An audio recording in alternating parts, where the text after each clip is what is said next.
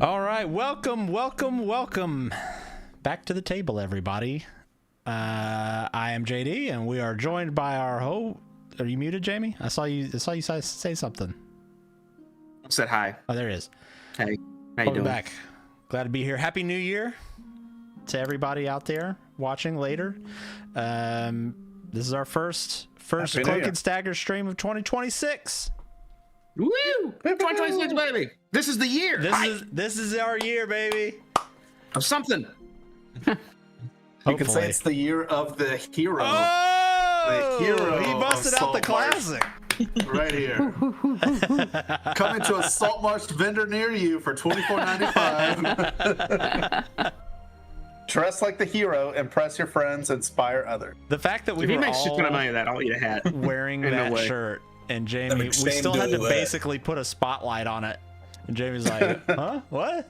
I was oblivious. Are you really wearing it? What the hell? I think you just clicked with him now dress again. like the hero. I was pulling up the stream. I was gonna look at chat. I look at chat for a second, and I see him standing there with there it is. Latency caught up. Hey, if there's ever enough demand, we'll make it. We'll do it for real. Ashamed to admit I was repping the other guys. I've got my my Pumat Soul shirt on from the Card Roll guys. I'm Pumat Soul. That was I've been catching up on that. I still haven't watched the finale. So I got a little bit of work to do. I don't want to derail you, but I don't hear anything on Sirenscape. Nothing on Sirenscape? Does anybody else hear anything on Sirenscape? Yeah. Let me resend you the... Oh, mine was just really low. I hear it now, though. Let me resend you the link, sir.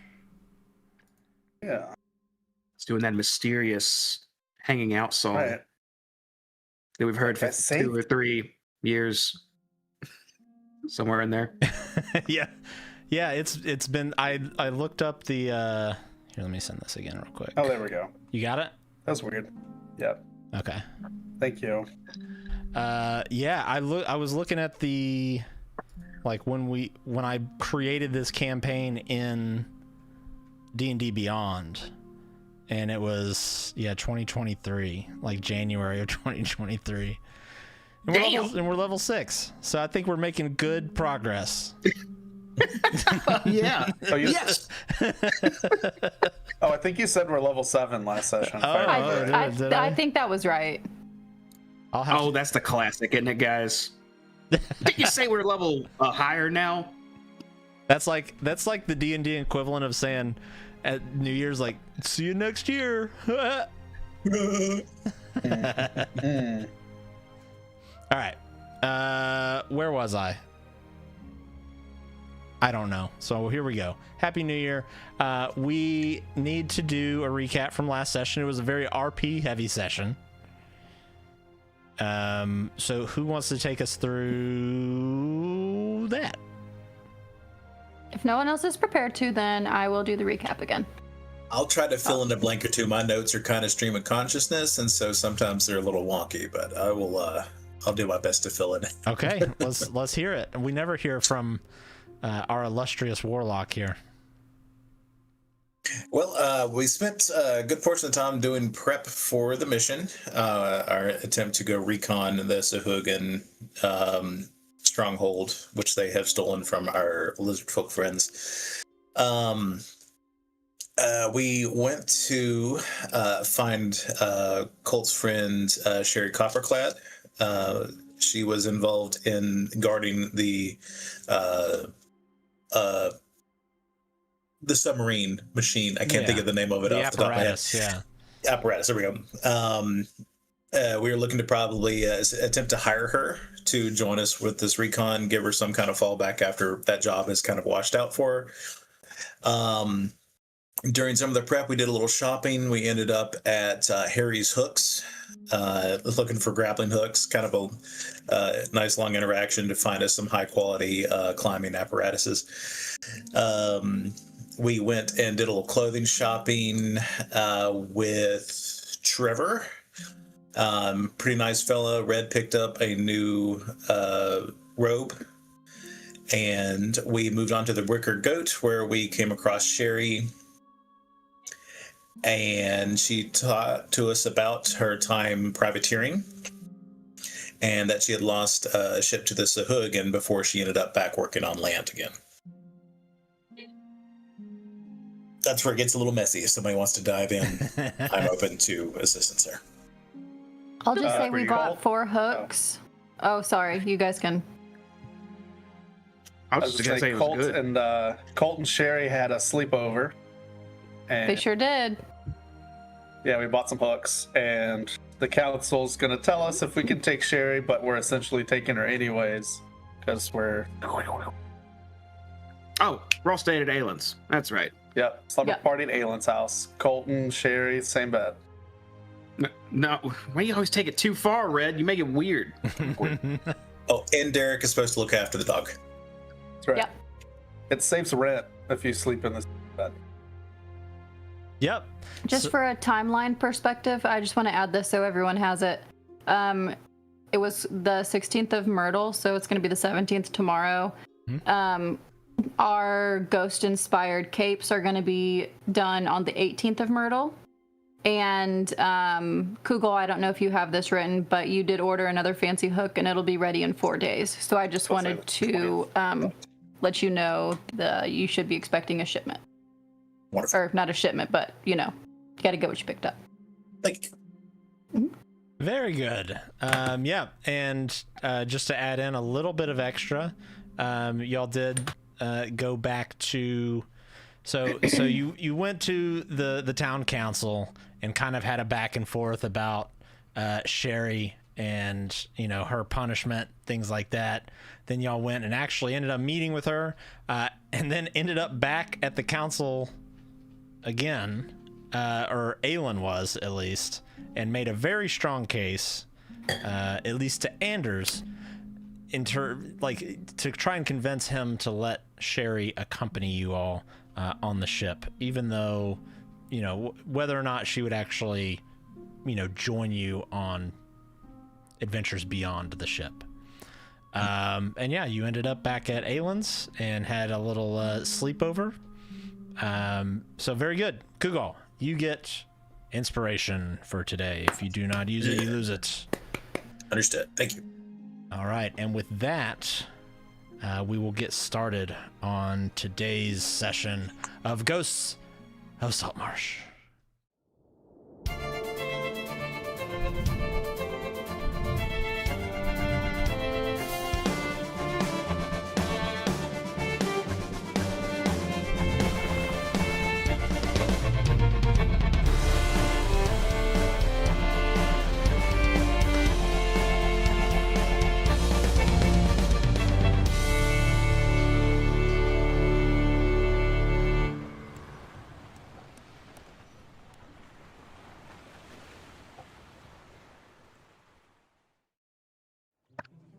I don't think we did. I don't think we let her know. I'm sure it's fine. Thinking through my thoughts. I'm sure someone handled it. All right, so you all are waking up. As Aelin said, it is the morning of the 17th now. The natural light kind of coming through the windows sort of naturally wakes you all. A couple of you sleeping on the couch and on various other pieces of furniture, extra beds around the house. It's morning time. What do we all want to do? We got to eat the food, and we got to put on the armors and whatnot. So all that stuff. You want to go through that? I can go through that if y'all want to. It's adventure day. I go to Aelin. Aelin, good morning. Good morning. How are you? Groggy. We hung out at your house, Yeah, there we go. There you go, Red. I knew someone took care of it somehow. Well, you got foods here? You got the stuff covered? I would imagine I have groceries, yeah. I have like eggs and... Did you check on Sherry? I'm sure she's somewhere. Do you have are you sharing? Yeah, that's fine. Okay. I ate some of Aylin's fruits and berries and stuff. And what she has. Is that the continental breakfast laid out? Yeah. There you go. You got some muffins. Some bagels, some individually packed cereal bowls. It's great. Keep it. We keep it ready. Poor of Europe. Google and I are good hosts. Colt, as you look around, you're enjoying your breakfast. You don't see Sherry. You know, speaking of Red, I haven't seen Sherry since I woke up. Y'all seen her? She saw her last night, though. I mean, yeah, she came over with us, of course. Maybe she hit and ran. Hit what?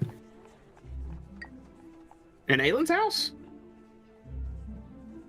Like what? Like, do you think she broke something? I'll take some of your yogurt. I go to see if she's in one of the rooms. As you go to kind of walk around the couch, you look out the front window and you can see Sherry just kind of sitting on the front porch. She's kind of sitting on the ledge at the front and just kind of looking out at the distance. Hey, Colt, Sherry's out front if you want to go and talk to her. I think you'd probably be best. Oh. All right. About the next few Probably days. soaking up some morning rays or getting ready for and we kind of hit her with a lot, didn't we? We gave her the whole deal, right? Like what we're doing, what we're going after, all that business. And maybe it's a lot to take in. Yeah, I think you did. I think you kind of I gave her abbreviated it, but yeah. Yes. Okay, I'll head outside. Nightmare. Yep. And the Maybe I'll have some captain toast should in be my hand. waiting for us. You got toast with you?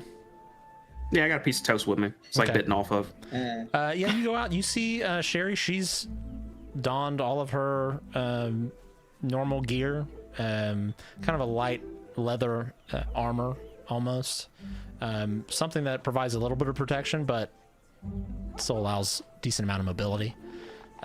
She's sitting there, legs kind of dangling off the edge of the front porch as people are kind of starting to trickle in on the road out in front of Aylin's house toward town.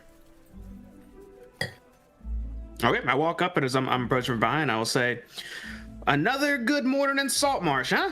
And I'll just go plop next to her. She looks up at you and gives you a little smile and says, "I have to admit, it's kind of strange being back here and, well, with you sitting here, it's just kind of bringing back some memories." Yeah, it's been quite a while since we've both been in town like this, huh? It's still thriving though, still doing well, especially with my new pals. Yeah, it sounds like you've kind of become some right adventurers since we last saw each other. That is honestly the term I prefer, and I'll lean in close, but one of us is damned and determined to just... It's like he's like some brand or something. I don't know, some marketing thing. He wants me to get paintings of me and just everybody flyers and stuff. He has a actually, I think crush it's on two you. of them to do it. He wants a painting of you. You know, Sherry, I'm bad with that stuff. I don't know, actually. I just kind of go with it. Well, if he prints more than one, I'll take one. I guess, if you want. I could But, always use a nice photo up. Well, I guess I don't really have a place right now, but maybe that can change. I kind of want to get... I think we have one of all of us, too. I think that'd be more neat. It's still just weird, just advertising that kind of thing. I just want to, help out where I can. Not do whatever... I'll name drop. Red wants to do. He's all about that business stuff. I Aylin's always a little bit too, imagined but you she's kind of all right. holed away in a workshop somewhere. Well, that was the deal for a long time. It's just, I don't know, things started getting rough. And with Dad out for so long and just me doing the business stuff, it kind of just escalated. I mean, hell, we're going to go fight fish demon people soon, probably. It's gone a little off the rails. But I'm prepared for it. Look at this. I don't know if I showed you this. I'll stand up and I'll back away from her. And I'll say, "No armor, right? Watch this." I'll push in my chest and all my armor comes out. By Moradin's flaming anvils! How the fuck did you make that? That is a fine question that would take way too long to explain because I have every detail of it. You always were good with the technology and all of that. I was better with these. She holds up her fists. Partly why I guess we wanted you to come with us. Those will be very, very useful for where we're going. But yeah, I'll look back inside. You got windows in the front of the house, right, Aelin? Mm-hmm. Are you out those windows? Y'all are just chilling, right?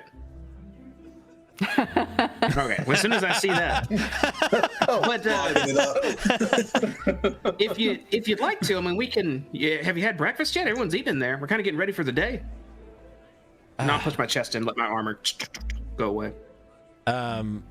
She says, I saw the food, but I didn't want to impose. I'll stand up and I'll kind of grab a shoulder. No, that's crazy talk. You're here for a reason, right? Come on, come be social. That's what we have to do these days. And I'll start walking inside. She smiles and gets up and follows you in through the front door.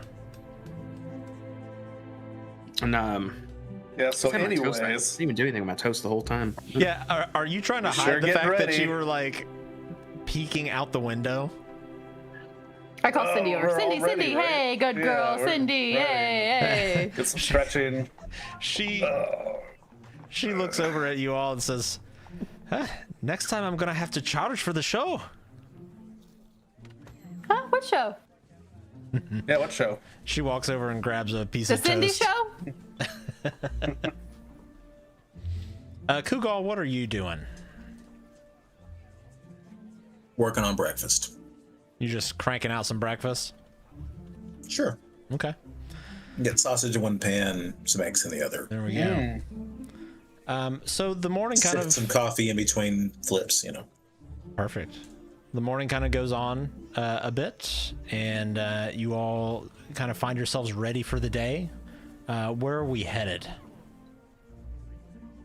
What are we doing? I'm filling Cindy's food and water. I've got like a makeshift like jug for the water to come out. You know, I'm getting her set up for success. I know she's an independent woman and can take care of herself. She's been doing it all her life, but still.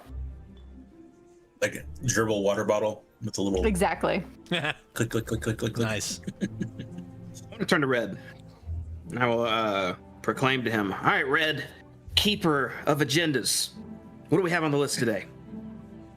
Well, we told Captain Ironside the other day that we would be going on this mission and that they needed some time to prepare for it, and so we should be ready to go today. Because we told them about that time ahead, and they were getting prepared already. I got it jotted down in my memory banks that we went off to see Captain Ironside about that after we got the mission from the council, that we were at Aelin's house all the time before when nothing was happening. And then we went back and we're like, hey, what's happening? And they're like, oh, you know what? Don't worry about that. Perfect. In that case, if we're all squared away, I suppose we need to head down to the docks. Are y'all good? Yep. We got our hooks. I hope you have your hooks. With hairy hooks. That guy was... He was something. All right. Harry. Henry, whatever, hairy guy. I don't even remember what his name was. Let's head to the docks. Hey, Harry was a good guy, all right? Entrepreneur. He was a good guy. That's right. He's an IRS approved vendor. This is my favorite shop on the Citadel. So you all head out and leave Aelin's cabin and head into the main town. Getting to the docks, of course, requires you to walk past the Wicker Goat and a few other notable places. Mainly for you, Red, the bridge, the Shark Fin Bridge, your favorite place. You feel quite nauseous as you cross, but it's not far after that you see the docks in the distance. And before too long, you're able to see your very own vessel, formerly the Sea Ghost, now The cease and desist. The cease and desist. The paint job on the back of it, cease and desist, is now finished. As it is laid out in very fine, like manuscript style, white text on the back of it, the cease and desist. There are no shortage of crew members milling about on the boat itself, as well as in front of it, kind of loading supplies up. Notably, there are two individuals standing near the gangplank going, there's a dog in the background barking. We thought we left Cindy at home, sent her at home, but she's here. You see Anders as well as Manistrad Copperlocks, one of the other town council members, standing out in front of your vessel. Let's march on up to him. Give him a good morning. Morning, y'all. Council folk. Anders looks over to you and, good morning. It's good to see you. Yeah. Good to see you too. And, yeah, you here to see us off? Indeed. And to speak a bit about our discussion from yesterday. Oh, right. I look over at Sherry for a moment. And Sherry, kind of seeing Manistrad off to the side, sort of lowers her head a bit. You can just kind of sense her recoil. Anders says, well, the good news is we have agreed to allow Sherry to accompany you on your mission. Hey, all right. Let me fix something on the stream real quick. I apologize. There we go. No, go ahead. We'll just sit with the good news. There we go. Well, we'll be off. And with that, I say good day. Manistrad steps forward and says, Anders spoke very highly of, well, you all vouched for your friend here. However, I would not be doing my due diligence as a council member if I didn't protect the assets of our town. There's certainly no shortage of, I guess you could say, threats, both from the Sahuagin as well as more local. I have begrudgingly come to an agreement to allow her to go with you, but we're going to need something in return. Some kind of collateral? She looks at you and smiles and says, precisely. You see, we had charged your friend with, your Sherry here, with guarding a very valuable asset to our mining expedition. Something that was going to bring in a lot of resources for our town here. And that's not something that we can just easily replace. That piece of equipment that went missing is easily worth 10,000 gold. And Sherry is going to need to pay that back over time. Now, I understand how this sounds, and I see you're very disappointed, but I appreciate everything you and your group have done for this town, and if you say that Sherry is critical to your success, then I agree with that. But to cover our own resources, we will need let's call it a deposit to make sure you all don't just disappear. My eyes are audibly. And what kind of deposit were you looking for? I find a 10% deposit to be a fair and equitable trade that you will get a portion of back should you all return. Easy. Sure, absolutely. No, yeah, right, team? 100%, 110. I think just 100. I think just 100. Yeah. Well, yeah, 110 confirmation. Like, Why are sure. we on the hook? It just feels like the right thing to do, right, guys?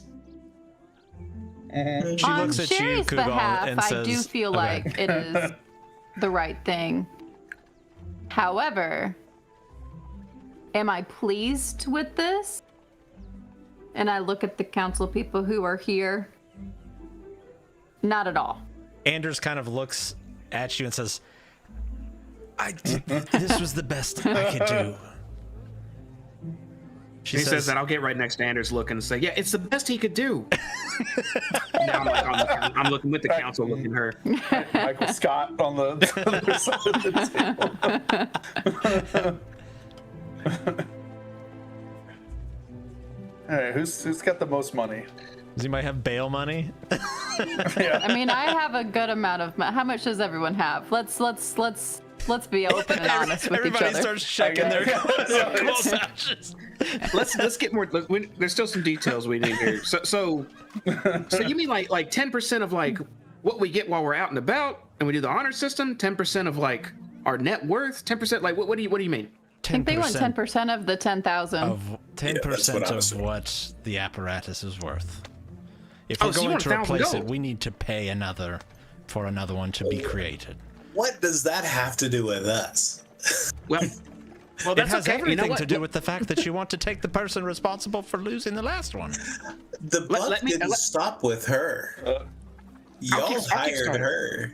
I'll make it simple. I'll make it real easy. Here, hold on. And I'll pull my pack around on my chest and reach my hand in and become a very organized person. I pull out 2 pouches and I'll say, that was $250. And this one is Oh, the jewels, I bet. Here you go. And I'll hand them over and I'll say 569 gold. Boom. There's over half right now. She Dang, how much gold you got? looks down at it and and then just kind of looks up at the rest of you. Do we still have any of those jewels from before, or was that the jewels that you gave over? From Iron? Yeah, from Thousand Teeth. Didn't we get like some jewels or something? Jewels. Yes, I see a 300 gold Thousand Teeth treasure. There you go. How much was that? 300 or 3,000? What was that number? 300 that I have I was listed. about to say, there's 30%. That'll put us at 869. All right, so 869. So we need. Did you give gold? Cole, For me? Yeah. 569 gold. do you have any gold left? Ayla, that's personal. Oh, excuse me. You see So that would be a moths yes. flying out of his pockets. Okay. Here's let me get 100. I'll get 100. Okay, so Yep. Colt, you're So how much is handing left? over 569. Yes. Okay. Without any hesitation. And then that was 3, so that's 869. I got 100, so that's 969. Well, who gave the 3? We gave 300 and gems. Yeah, will she accept gems? Will you take these fine gems? 300 What in about an gems. She'll accept the gems. Yeah. All right, I got 100 So what's left gold. over? We're at 969. Yeah. So. So what is it? 31 left? 20. What do you say? 69. 31. Yeah, it'd be 31. Yeah. 31. Yeah. I should know this, but I'm just curious, just for curiosity's sake. Oh wait, no, it's gonna tell me 1 gold equals 10 silver. How do I? Just again, clearly I know this as I live here. So I have 100 copper. I'm trying to get rid of my pennies, is what I'm trying to do here. You need to go to the bank. You need to get some rolls. I do. So I have 100 copper, so that's 1 gold. So now I owe you 30 gold, right? 30, but yeah. I'm okay. So 1 gold is 10. Okay, so I give you 170 silver. And then so now I owe you 13 gold. Aylin's sitting crisscross applesauce on the docks, like counting out and stacking coins.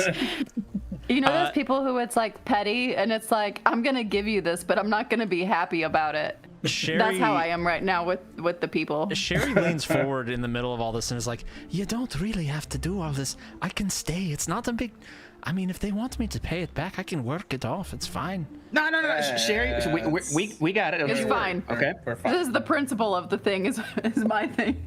I sent a message to Sherry on the subtle, like, they'll just give us 10 grand in reward money anyways. It's fine. It'll pay for itself in the long run. This is an investment in you. Yeah. I'll send it. It's not real money anyways. It's not ours. It's the town money anyways. So we're giving back to the town. So we've got 569 from Colt, 300 in gems, and then 100 from Red. Is that correct? Yep. So that's 969.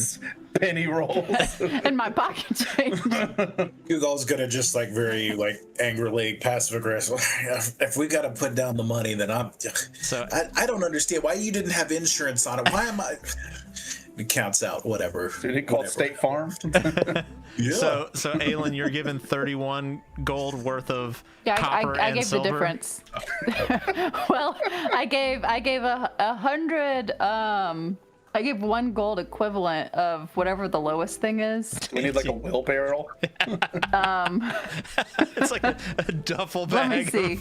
I gave 100 copper, 170 silver, and then You should get some security. the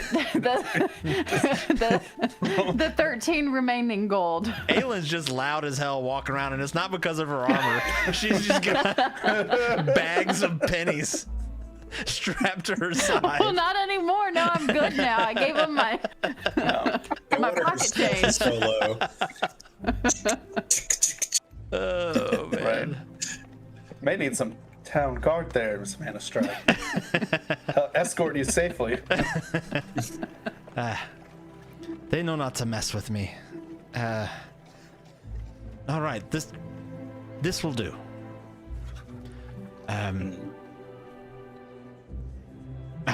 And she just kind of shakes her head a little bit and takes the money and walks off. Anders sticks around a little bit and says, they weren't gonna let her go at all, and then I suggested maybe some sort of deposit. It was the best I could do. You made a good argument. Thank you. May I ask, were they just gonna like lock her up or something? Like, what was that? What was gonna happen? No, the plan was to have her go and work off her debt. Truth be told, Her debt. she was a placed guard. very specifically in charge of keeping that safe, and she failed. I'm not saying that, you know, this is something that can be attributed to, you know, you brought up a great point. Is this how we would treat you if you failed on a mission? It's a little different. This was an investment made by the town council. It was very monetary in its investment. I'm sorry. It's the best I could do. Anders, I appreciate you. We and also, just so you know, we all have no problem helping pay for this. I'm sure, given that we're, you know, the heroes of Saltmarsh. I'm kind of glaring a bit. I'll elbow Colt and be like, hey, how about the posters, right? So help pay back the debt. Once you start getting Yes. poster money going. Yes, they will. And I'll turn to Anders. We're already we're trying to. Well, don't worry. Your apparatus thingy will. Consider it covered. You don't even worry about it. Sherry turns to you and says, I've seen those down at the Mariners Guild. Every year they make kind of a sexy calendar. Maybe something like that. You could make some real money. That's a great idea. Wow. Oh, Sherry, don't make it weird. Could we get you some poses for that? Wow. It took We're on way too much here. to get me to pose for just those other ones. There's no. Where's Wait, Captain what do you Ironhand? And I mean walk past pose? Anders. What did you pose? Anders, while we have you here, is we'll there fill like you a in, payment plan that has already been pre-decided? Yeah, let's get that truth in lending up here. Let's take a look at the numbers. Yeah. I'm sorry, I didn't hear you. Aelin, what did you say? I'm looking to see what the payment plan is for the remaining 9,000 gold. Well, I mean, what you've paid is, well, let me not do... Deposit. Because Manistrat already kind of walked off. So this is Anders. Let me not do that accent. He says, well, I mean, what you've put forward is kind of a deposit. You could technically get that back if you wanted when you return to town.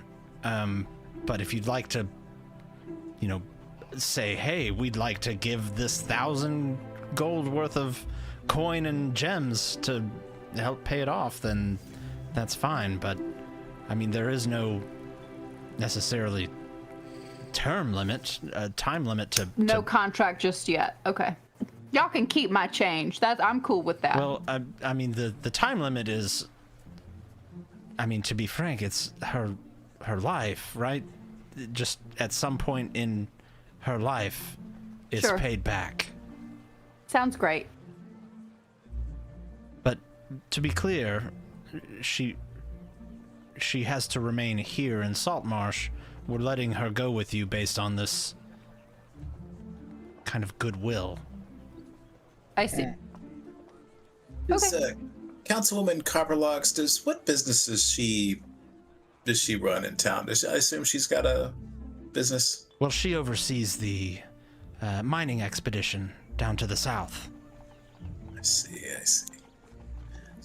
Going to put a little black check mark by her name of our approved vendors list, but we may not have a lot of room to work with on that.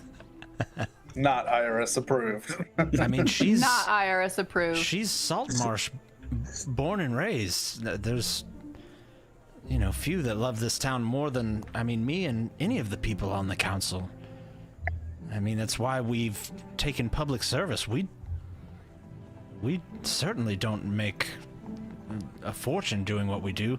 Those of us in the council who are rich have made their fortunes in other industries. Yes. I don't have to like it, though. True. Well, thank you, Anders, for all your assistance. Of course. And thank you again for stepping up and being so courageous in the face of such evil. Do you have any questions, again, before you depart?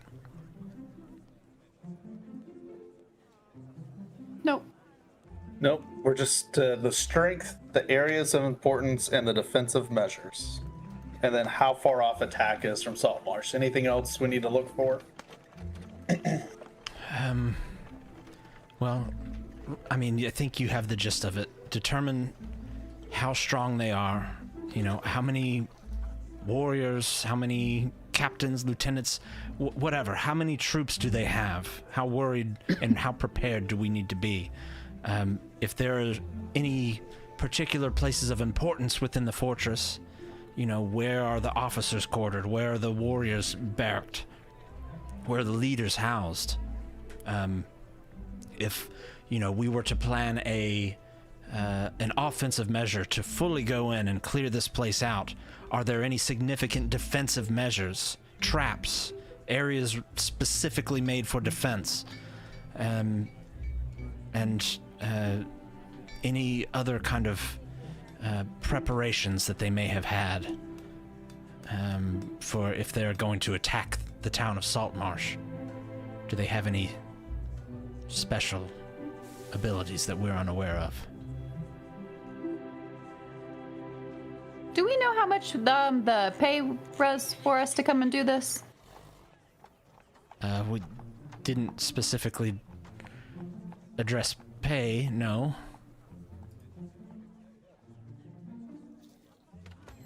We'll figure it out when we get back. There is going to be compensation, though, correct? Well, I'm sure there will be. I mean, Saltmarsh is just such a... We'll figure out something, yes, of course. Of course you'll be compensated.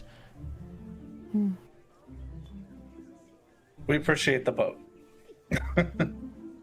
And the crew, and the provisions for 1 year. Might I add... We do appreciate that. Might I add that part of the spoils are having a town to come back to. That is good, yes. Yes. Well, thank you, Anders. This is... we appreciate it. Thank you I'm for sorry, seeing I don't us have off. a better answer for you right now. No. This is kind of a council decision, and you know, we've just kind of arrived here. You are the heroes of Saltmarsh, after all, and you are here to protect us. And yes, I will speak with the council and come up with a fitting reward. Thank you, Anders. I plaster on a fake smile. Do you try to hide it as a fake smile at all? No. He looks at you and just says, there's... And he just kind of hangs his head and walks away in the other direction. Oh, now I got sad, Anders. I mean, our friend does owe the town a whole bunch of money. It's okay. We could do this one for free. Well, since they're so nitpicky nowadays, I just don't know how much free anything we should do, because what happens if we don't do something to their specifications? Then we're going to be out money. I say in a whisper to Aelin, well, it is somewhat nearby. The call is coming from inside the house as far as how the town is out 10 grand. That may be the case, but I'm still like above my head and like the like ching. It's like a minus whatever town government loyalty. My town loyalty is the same, but like the government loyalty is just decreased. You're like the Sims with the red minuses on. Yeah, exactly. It's like a Telltale games. Aelin will remember that popped up. Yeah, That's me. That's right. That's me right now. Baldur's Gate Shadowheart disapproves. Well, you know, we didn't agree upon it, and you know. You hear a voice shout towards you from up on the ship, and it's a woman's voice. You hear, "Well, are you just gonna stand down there, or are we gonna go and do something?" Your gaze looks up at the ship where it's the source of the voice. You see Captain Ironhand up there, just kind of standing there with her arms crossed, looking down at you. Me too. The moment they were talking about sexy poses, I walked past them up there. So yeah, I'm with her. We were talking for a bit. You see Captain Ironhand look down at you and then look off to the side and do like a double take as Colt is standing next to her now.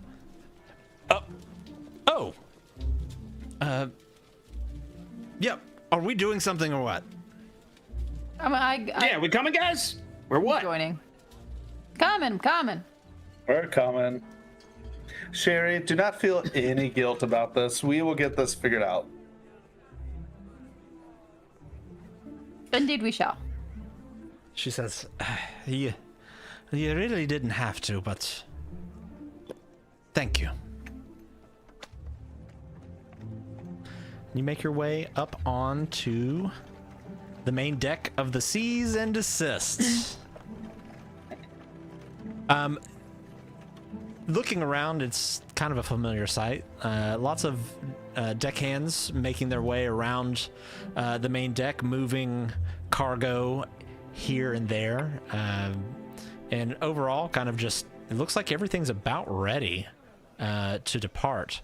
The captain addresses you all as you board. Oh, so did you have a good shore leave? Yes. No, it was, all right. Did some things, bought some things, talked to some people, day the council. You know, business as usual. I heard a lot happened in just a few days. Quite the ruckus down there at the dock house a little ways down. Right. We heard the same too. Fascinating. Oh, yeah. That was crazy. Yeah. Sherry says, Captain Ironhand, I've heard all about you. Big fan.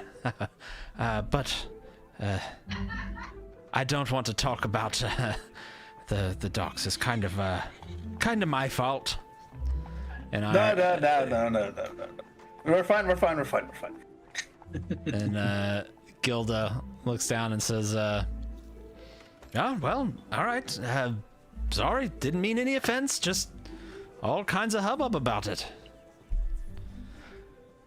But more importantly, we should talk about the hubbub of this lair, this place, this scouting mission we're doing. How long do you think it's going to take to get there? Should take us a couple hours? days to get there. Yeah, I've gone through everything with Anders. We know what to look for, and he gave me what I feel like is good, actionable information. We'll stop probably about 30 minutes away from this outcropping, and she gestures over to actually like so you're kind of on the main deck now, and then the deck kind of above where the steering wheel is. You see the steering wheel. Anyways, you see the two lizard folk that guarded Sarav standing up there, Garrett and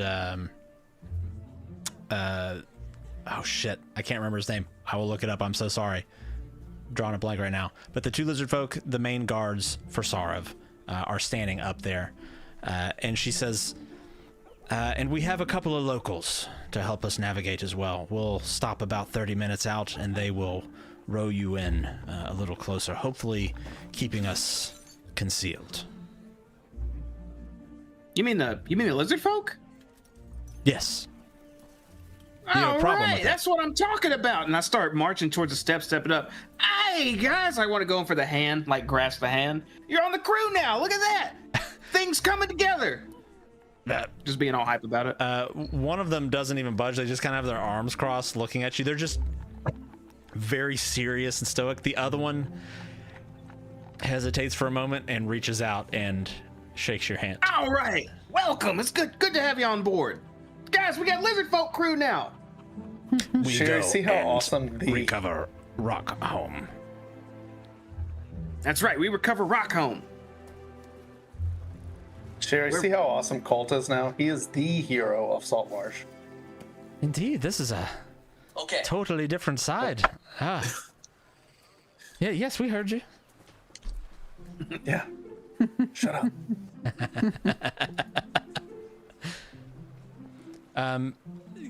Captain Turner. Go ahead. Vith and Garut. Garrett, yeah, Vith and Garrett. Vith was the one for some reason I couldn't on the top of my dome. That's what you have your great wife for. Thank you. Captain Turner looks at the rest of you. Well, as usual, you can make yourselves at home. If we need help with something, we'll ask. Otherwise, I'm just here to make sure the ship doesn't sink. I've learned my lesson from offering to help, so I'll just stand by if you need me. What happened? Nothing bad. There's just a lot of pride in the work that takes place here, and I acknowledge that pride. Well, we only brought the best on here. Absolutely. Oh, I agree. Saltmarsh, our town, our home is at stake. That's right. It is a steak. Best of the best. Best of the best, absolutely. Hands down, easily. Speaking of, I think Samlin may have procured a few nice cuts of meat. Perhaps we'll have ourselves a little barbecue before we get, well, to the lizard folk home. Well, that sounds nice. Yeah, nice, Sounds good great. feast before we go in for the main deal. Good morale Absolutely. boost. She For sure. turns around and catches one of the deckhands that's kind of milling about. Says, go tell Samlin to move up the menu. We're gonna do steaks tonight. Maybe it's good that we do it now rather than closer to the Sahuagin lair. We don't want to be bringing anything up out of the depths. True. Also, there's no telling what you run into on the way. You know, luck have it, nothing happens, but you never know. True. All right. I'll throw a couple lines. You never know. Indeed. Well, I have matters to attend to, and let's get this show on the road, shall we? That's Okay, and you see her kind of go off and start barking orders at various deckhands there. And you see a few familiar faces, like the first mate, Bram, the bull, who put on a very ferocious display of martial prowess last time you were out and about. You see the navigator, Emmett, and the kind of main deckhand, Torin Swiftfoot, with his one eye, kind of going around, and you see him untying ropes and tying other ropes. JD in real life doesn't know boat stuff, so it's just a bunch of ropes and tying. So that's what we're doing. Perfect. So it's not long before you find yourselves pulling away from port and heading out to sea. What is it that we're all doing? I only have one significant thing I want to do. I want to talk tactics with Red. Okay. As soon as we set sail, I'll approach Red. All right, Red. I need an opinion from you. Yes, you should talk to Sherry more. Well, no, not regarding that. This is more where we're going, what we're dealing with. I'm not really familiar with Sahuagin. You're a learned guy. Do you know anything about them? Their culture, their architecture? No. Okay. Well. No, but if you want to talk about fishing boats, I can talk to you for that. Well, no, I don't want to talk about that. They seem to not like lightning. That makes sense, but I don't have anything to deal with that. That might be an Aelin thing. I've seen her do some crazy storm stuff, but I was more interested in oh yeah, well, you of course, yeah, but I thought that was a given. I can infuse magic into things overnight, and I'm kind of just, I look at my I'm in armor. We're on the boat. I'm in armored form. I'm kind of in stacked for defense mode, but I was thinking, are the Sahuagin the type to have do you think that they're intelligent enough to have like locks on stuff and whatnot, or because I can enhance my gloves to be really good with dealing with that, but I'd have to sacrifice a little this to do it, But I can't decide if it's worth it or not. I think we should seek the opinion of Vith and Garrett. That's a damn good idea. They were driven from their home by these people. We've only fought them when they were mad at us. That's right. You know what? Yeah, let's check with them. I want to go to Vith and Garrett. Okay. You head over, and they're both still standing on the main deck, just sort of looking over the edge of the railing off into the distance. I'll give him a good greeting. Hey again, friends. They turn both almost simultaneously in sync and look down at you. Hello. Oh, go ahead. Oh, yeah, hello. It's good to talk with you again. Glad to have you on board, of course. I was hoping to talk with you a little bit about where we're heading. We're heading to what used to be your home, if I'm not mistaken, like you said earlier, right? Yes. Soft skin. All right. Yeah, I'm not. That might be an insult, but that's okay. You know what? So I was wondering, do you guys, this place, were there a lot of potential locks or mechanisms that are hard to get into or whatnot? I have certain magics that can take advantage of that, but I'm not sure if I should be ready for it. Not many locks, no. Mostly that makes sense. Open. Are the Sahuagin intelligent like us? And I motion back and forth between us and them, or are they lower in stature? Very smart. All right, what about is your home, is it all above water, or is it partially in water, or is it even underwater completely?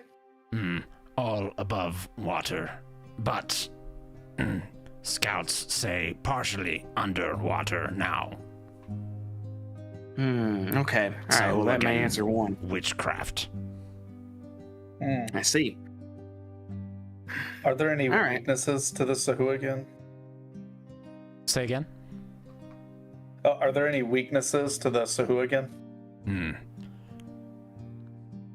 They are bloodthirsty. Rage can blind them to strategy. Oh, so taunt them. Maybe taunt them in battle, like, you can't beat me, you're weak, something like that, and they'll rise to the challenge. Okay, that's actually really good knowledge to know. Do you know if they have any sort of magical vulnerabilities? No. You said lightning, didn't you, Red? Not much magic with lizard folk. All right, just give them the zap. No, I'll do something.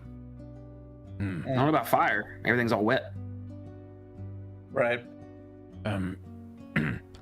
I said rock home earlier. I meant to say sea home. Sea home. So, sea home. 3 levels.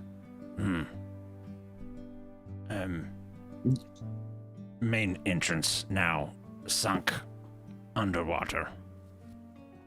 Oh. But we'll need a side entrance. Side entrance on level with sea now. Enter through top. Work way down. So we should have eventually. It sounds like we should have magics ready to let us be underwater for extended periods. I think I looked at Red. I think you can handle that, can't you? Yes, I could get 10 creatures. Perfect. All right. So there seems to be a party of 7. I think I'll leave my infusions alone then. I'll just stay ready to take a hit or two, and let you guys worry about the specialties, I suppose, with the water business. Can you all breathe underwater, or are you like us where we cannot? Not breathe underwater. Well, I have magic that will, for one day. Should I don't think we should. I don't know if we should bring. I think we should. Are you talking about having them go down with us, Red? I don't think we should bring anyone from the ship with us. This stuff's gonna get real rough.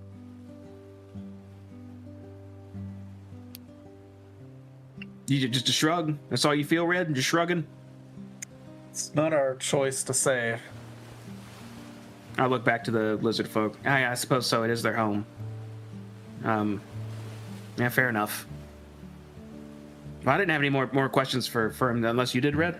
Our job to bring you to sea home, not go in. Well, there you go. That answers that. All right. Fair enough. Well, thank you. Small group. Sneak. As soon as he says that, Cole just kind of looks down a bit and says, "Yeah, a small infiltration group that's good at sneaking. Yep, that's us." All right. Well, thanks again. And Never know where the IRS will show up. Ain't that the truth? And I'll walk away. Thank you. I'll just kind of.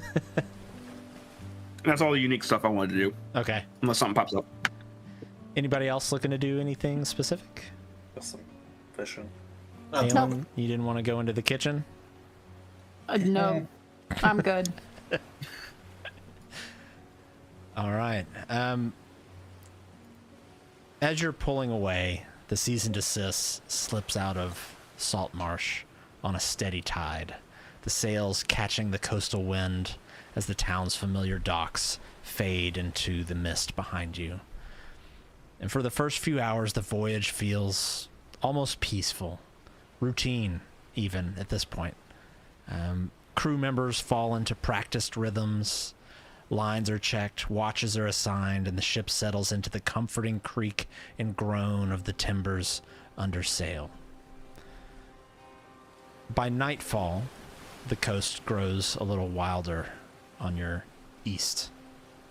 Lantern light flickers across the damp decks as the sea darkens, stretching endlessly in every direction.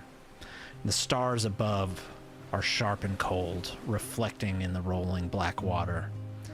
There's time to talk, quiet conversations on watch, and you smell the aroma of a finely cooked steak as it sort of seeps through the ship as it comes from below deck.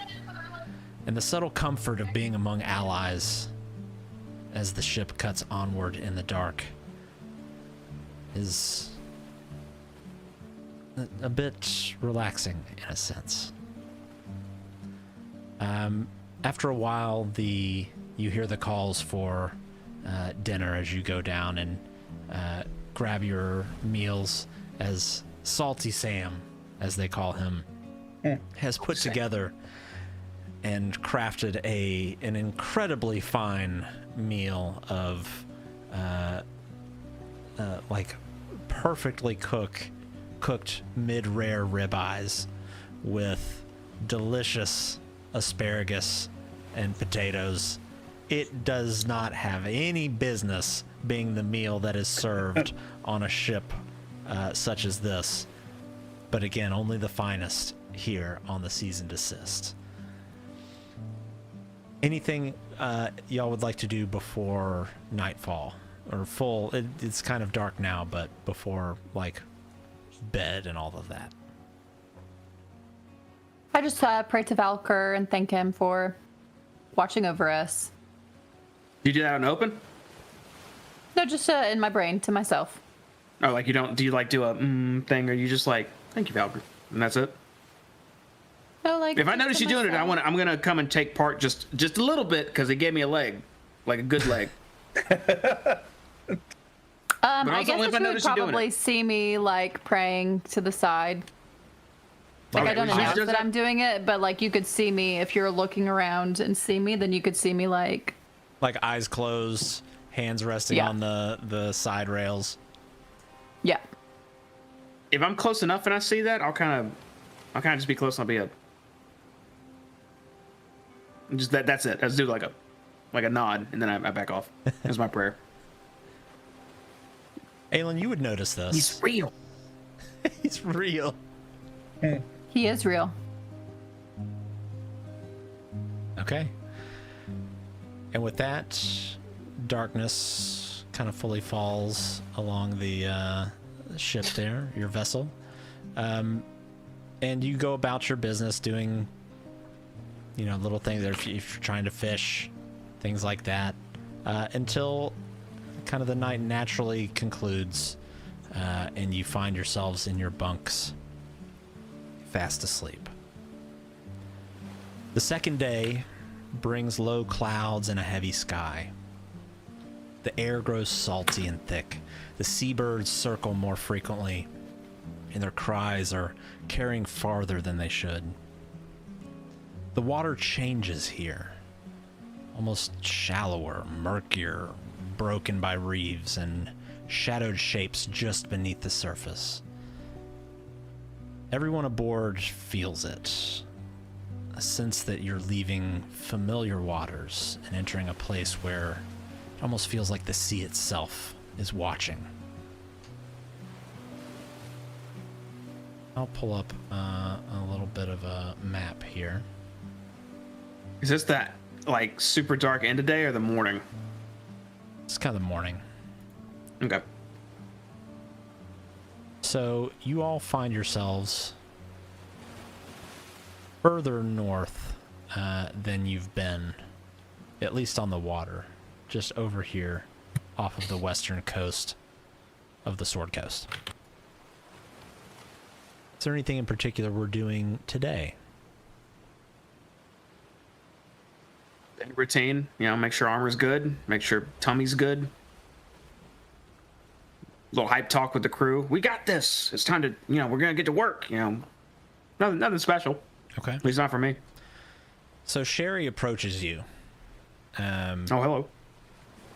And she says, "Well, truth be told, I didn't think I'd see myself back out on the ocean again. I guess I have you to thank for that." Yeah, it's kind of weird the amount of sway we have, but somehow we just keep as long as we grow in strength, we're able to help out. We're getting a lot of heads turning our way, so people want to hear what we have to say. Well, to be fair, 1,000 gold will do a lot of swaying in a lot of places. Yeah, I guess it will. I'm sure we'll find, we find gems worth money. We find like things worth money. I'm sure while we're here, we're gonna find something wild. They'll probably sell for a pretty penny. So, adventuring's really profitable. It's kind of wild. Aye, well, clearly you didn't even hesitate to throw over 500 gold on the table just to have me along. I'll pause while looking at her, while thinking about what to say after that. Because part of me gets sad, but also part of me would kind of do it anyhow. Mm-hmm. And so, because I feel like we owe her. And then I'll say, yeah, of course, that's the only choice to make. If you're in trouble and I can help out and I don't, who would I be, right? You've got a good heart there, Colt. Always have.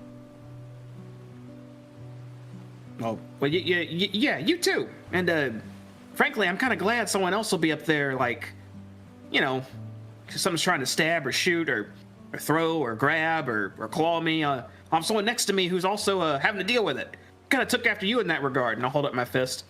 This is all I've been fighting with. I don't really have a sword or nothing. I just got this enhanced gauntlet. I give him I'll motion the shield on my back. Hold this up to protect me, and when we fight. She says, "So, you did pick up a thing or two from when I was trying to teach you to fight." Yeah, a little bit. Honestly, it's more the technology that allows me to even be up there, but I don't think I could have stood my own unless I've seen you in action a few times already. Hey. Well, are you sure you want me to join you down there? I'm not necessarily known for being the quiet and sneaky type. If I'm being completely honest, we really aren't either. So, if we do get in a fight, that's almost a best case scenario. We got these magic. I don't know. Is everyone else on the deck of the ship right now? Or are you guys below? I'm at the deck, just kind of with my feet dangling over the side. All right. Wait, would you say, Red? Watching you. We're not watching you. Google, are you up there? Google? Yes, I'm on deck. Okay, all right, perfect. In that case, I'm gonna start motioning and saying stuff. That one over there, like she's like she like can heal your wounds completely, but I've seen her literally punch double doors that were barred shut off their hinges. That one over there, he doesn't like to do a lot of fire stuff, but he's got this crazy weird shadow demon thing going on. I don't know what it is, but he can literally from a distance just whatever it is, it's gone. And that one, I've seen open his mouth, literal insects just fly out and fuck something up. It's crazy. So that's kind of what we're about. We're out in the open dealing with these things. We don't really sneak that much, That man over there really spits bugs out of his mouth. Only once. I saw it one time. You see her kind of like looking over towards you, Kugal, like with a confused look. Like, I'm picking my teeth. Where does he keep the bugs? Well, no, I think it's like a religious thing. He thought it was Valkyr for a while. Now it's like, he's not sure. I think he's getting them from someone else. Just when I don't know if they put the bugs there already or... Got the gods figured out. Apparently there's an insect god now. What the... Yeah, I guess. I really don't know. I don't pry because I don't think he knows either, but I'm sure there's something going on there, but it's useful, whatever it is. He mostly shoots beams of raw energy. Yeah, it's true. You see, Kugal, you see Colt and Sherry just kind of like looking intently at you from across the deck. I'm motioning sometimes too. They start looking around to see if they're pointing at somebody behind me. Remind me not to get on his bad side. I don't want him to vomit bugs on me. No, I think he can do other things too. Something, but so I don't, yeah. He's a cool guy though. Don't worry about it. Him and Aelin are really tight. They're both pretty awesome. They're all awesome, actually. That's why we're a crew now. And you said your sullen friend over there, and kind of points over at you, Red. You said he shoots energy like a wizard. Well, no, he just like a wizard. No, I don't. He never don't wizards deal with a lot of books and stuff? He doesn't really ever mess with books. He just kind of does this stuff. It's weird. Like he just knows it. Like it's in his veins. You know what I mean? And your friend Aelin, she seems like a nice lass. Yeah, she's really devout. She's all about Valkyr, which makes sense. Sherry, that stuff is real. Like, I never ever cared about the gods, but my leg got mangled in a giant alligator one time. And when I say giant, I mean maybe from that end of the deck to that end. And I had trouble moving for a while, but we went to visit one of her temples and they straight up just fix it. It was crazy. After that, I kind of, I don't know. I'm kind of there too, like praise Valkyr. Praise Valkyr. Well, you certainly have found yourself a life of adventure. If you want me to go into this cavern with you, I will. I'll help. Oh yeah, absolutely. You're a staunch fighter, right? You kept up with your craft, I'm assuming. Oh, of course. I'll kick your ass all over this deck. But the Sahuagin, it's a different story. I haven't ever really fought one directly. I've just seen the aftermath. Yeah, they're a vicious bunch. My first encounter was actually while one was in prison, and they reached through the little, they got the see-through piece you could see in the prison. It was like a cage, open area, and kind of just grabbed my neck and started choking me to death, just like that. But that's why I had friends with me. They helped out.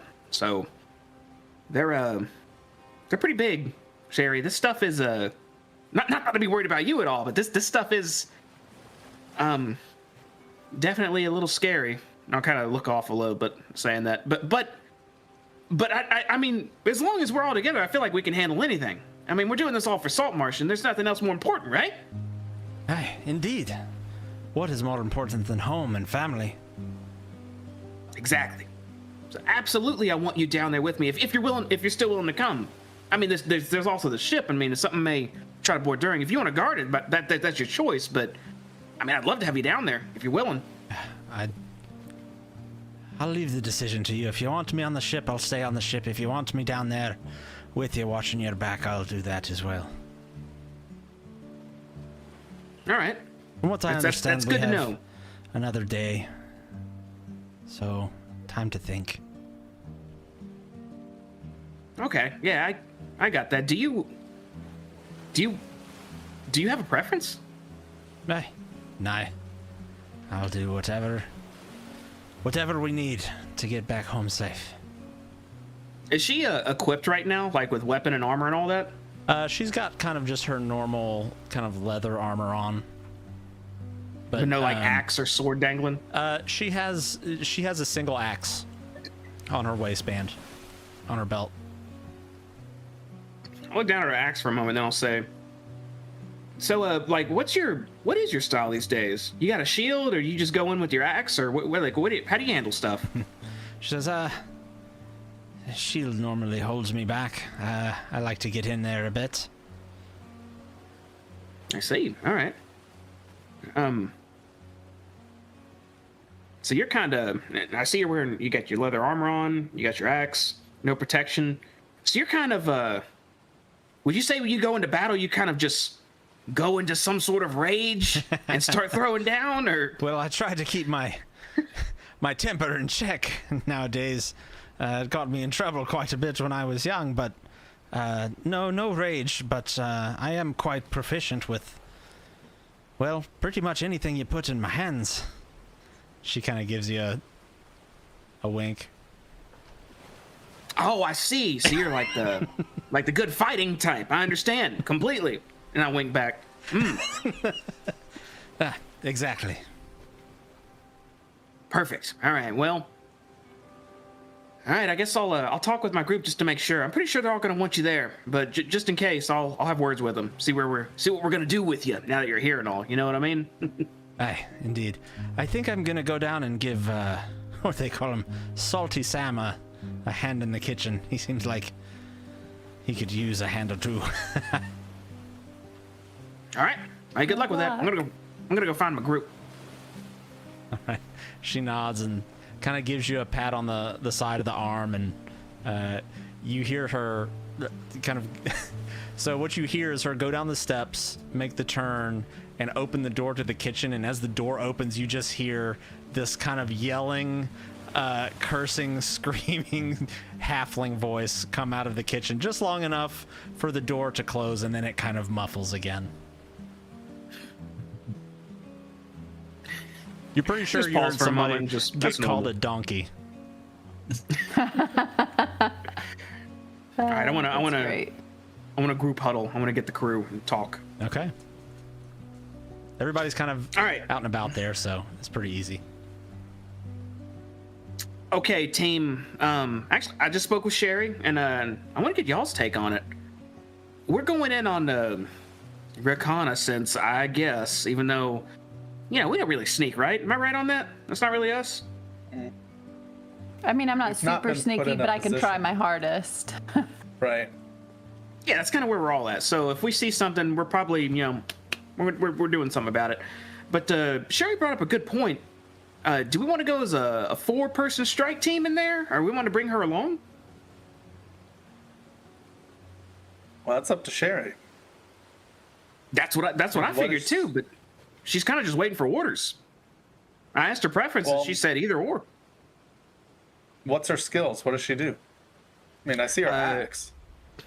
She's a scrapper. If there's a brawl going on, she wants to be up front, chopping, punching, kicking, grabbing, doing all the physical work, which is kind of good for me. But she's wearing leathers and whatnot, and so she no shield. She refuses to use a shield apparently.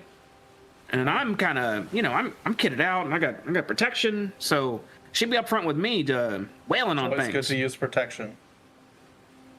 Well, yeah, I don't want to get. I mean, I get shot through this every other day. It feels like, but yeah, I agree. The arrows do seem to find you.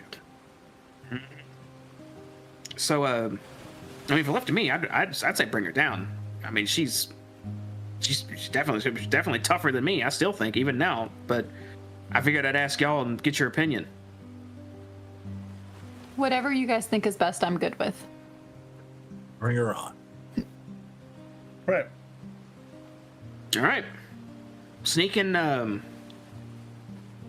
probably won't work too well, but I agree. All right, then. 5 of us going in, knocking heads, reclaiming Seahome. Well, only I think, Aelin, you have heavy armor, right? Like, we're all lighter in the armor category. I just have robes. I've been working on my sneaky, my quiet skills a little bit there. Have you, Kugal? You being serious? You actually have? We're not gonna be clinking like copper locks back there with all our loose change that you got. Money bags. That's a good thing. Yeah. Have medium armor? Was that the question? Would it have been poor taste to tell her that she could have hired us for protection for 1,000 gold? Not, you know, That'd have been maybe bad taste. Maybe I think 500 gold. We could escort her. it would have done one of those, you know, they will remember that moments. I feel like so. Yeah. Yeah. I just thought of it. I didn't say it. That's good restraint, Red. Yeah. Intrusive thought. It's me now with the town council going forward. Nothing's free. Y'all have made that abundantly clear. We do have this nice wanna- boat for free. Was this free? We took earned this. it. Yeah, This took blood, Red. That's not free. We have it all free for 1 year. Crew, food, docking privileges. Oh, you mean The To boat go out was and ours. potentially die for them. There's an opportunity cost to everything. That's what accounting has taught me. What could I be going out doing instead of Mutual doing this for benefits. free? Well, maybe we'll That is a steal good some point, gold Kugal. here. Well, right now That's the true. collaterals are our lives as well. We are going to a Sahugan lair, you know, so which is I don't kind know, do of they have like idols? We could get like a gold idol. you know, it fills me with confidence. We're thinking about what we can leave with from this journey. I like it, Red. We That's got right. a debt to pay. We'll find gonna some be a goods in there. That's gonna be a lot of posters we have to sell to come up with 9 grand. It's a lot. Thank you. That is a lot. We'll find some weird religious idol or something, and some maybe some gems. We'll check it all. We'll scour the place. Although Nothing I like imagine our upsetting the whole lizard folk coven. friends will be very excited about having their home back. They would probably be pretty generous.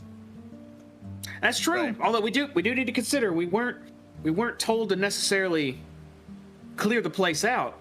We were just supposed to scout, but Looking ahead. Supposed to be incognito. Little- Yes. little- I feel like maybe if we just incognito 1 or 2 here and there and just yeah, little do little that sticky fingers. do the entire building. We scattered it out and cleared it out, right? So maybe we can follow There's that. probably like hundreds of them, right? Like, It's gonna be a lot. Yeah, clear maybe. out that many. I really don't know. I don't know what we're walking into, guys. I'd be lying if I said I was not nervous about it. But We may have to I cut guess some we'll throats. see. There'll probably be a lot of that. How close are we to this place? I'll look over the rail of the ship. Are we like there now, or are we still have another day? You'd be getting there like tomorrow morning. Okay. All right. Well, I guess When before about night falls and about this time, you hear some kind of heavy footsteps coming up behind you, and then you hear kind of a clunk as a massive human just leans on the side of the deck there next to you, as you see the first mate Bram, the bull. He says, "Nerves ain't never got you anywhere. You gotta push them deep down inside. Fuck them. You go in, and you just start cutting heads." that's Some good advice. yeah, that's intense, Bram. Yeah, I guess so. You know, that's nerves never got anyone nowhere. That's right. We're gonna go in there and we're gonna cut. I kind of look at my glove. Nerves make you Yeah. hesitate. With those mitts, pull the head off. Who the fuck cares how that comes off? That's Punch some heads off. You're the goddamn heroes of Saltmarsh, are you not? That's right. Don't. You're hesitating right now. Are you or are you not the fucking heroes of Saltmarsh? yes. Yeah. Where's We Sherry? are. Is Sherry around? No, she's. You hear more yelling from the kitchen. We're the heroes of Saltmarsh. That's what I looked at Red. That's what we have been telling everybody. Look, I'm a legend. Guys, I'm a legend because I made it so, not because I hesitated. All right? When the giants boarded our ship, I charged right in there. I didn't give a fuck whether I lived or died. Look at me now. And this dude's arms are like fucking tree trunks. Like, this dude is just a massive human being. Hell yeah. And you're telling me a few puny fucking fish are gonna sit here and get the heroes of Saltmarsh nerves? No. About to be a fish fry. I don't know if we can eat them, Red. That's kind of... If you eat something that's intelligent, is that all right? I don't know the rules there. I never tried it, but if anyone can cook up a Sahuagin, it's old Salty Sam down there. If you put enough batter on it and fry it, it'll... That is a moral quandary. I don't know if I want to even think about. I think the bullywugs managed to stitch together a sentence or two. They were okay. Yeah. Yeah, that's right. We had frog legs, remember? We ate those. Did I eat those? I think we ate those. I think we all. You were there. One trying to eat me. You should tell Sherry that we ate some bullywugs. Is that DM? Would that be considered like that's not like some weird form of cannibalism, right? That's okay, right? To eat a Sahuagin? We'll start with the frogs when we did that. That was cool, right? I mean, or would that be considered like if I went to town, they're like, "Yeah, we ate the bullywug." Would it be like, "Ooh," you know, like? Well, they didn't feel it. I don't. So there's a few schools of thought on this. One is that they are sentient, bipedal, humanoid kind of creatures that have a semi-complex society. So there's that. But at the same time, they're just fucking frogs. Who cares, right?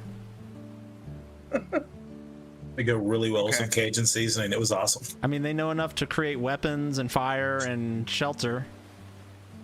But they're frogs. Bunch of fucking frogs. But they are frogs. If I were to catch a swamp frog and take its little legs and make little chicken wing things out of it, and then capture a bullywug and make like a arm-sized frog leg, they would taste the same. Do you remember the scene in Men in Black at the end where it's like the big roach and then Will Smith is like stomping on the little roaches and is like, "Oh, is that your auntie?"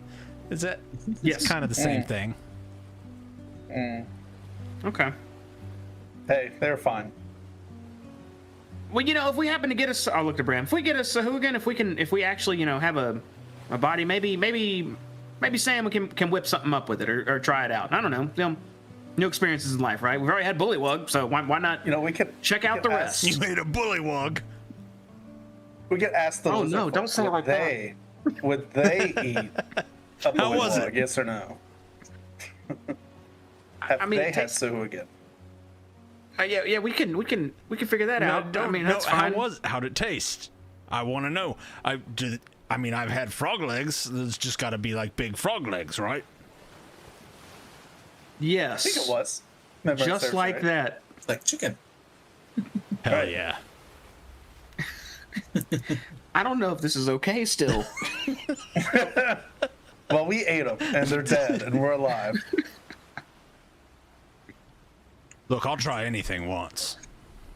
Well, that at least should show you our confidence. We're talking about how we can eat our enemy once we're done. So, no worries there.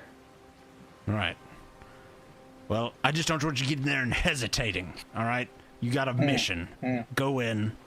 Find the shit you're looking for.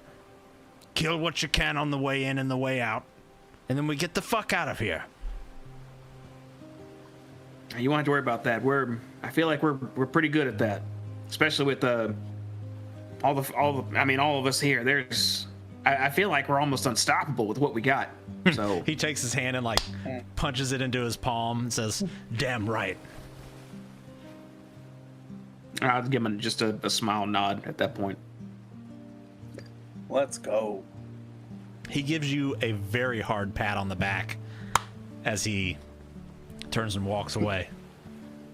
And you just hear him say, "Heroes of Saltmarsh." That's another t-shirt. Off to the rest of the crew.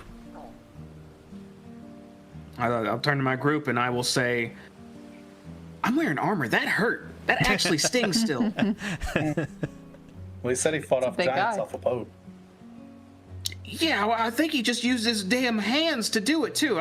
He doesn't even look like he needs a weapon. Okay, well that's... So we'll need to bring him back an arm something to eat. Yeah, I guess so. It's just fish, right? It's just fish. If we had episode names for our live streams, that's exactly what this would be. Episode 37. It's just fish.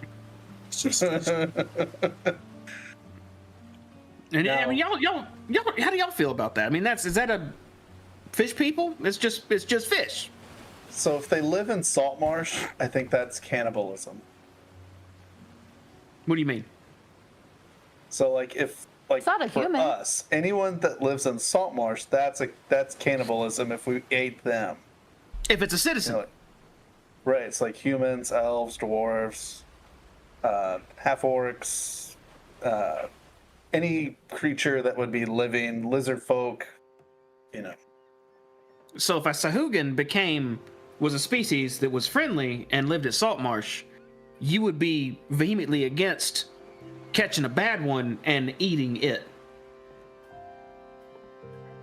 So now we're setting up a scenario.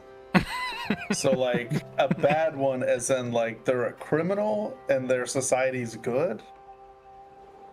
Yeah, their society's good and this one's a criminal. Like this one like we'll say he stole all the food from a bakery. No, they should just go to prison.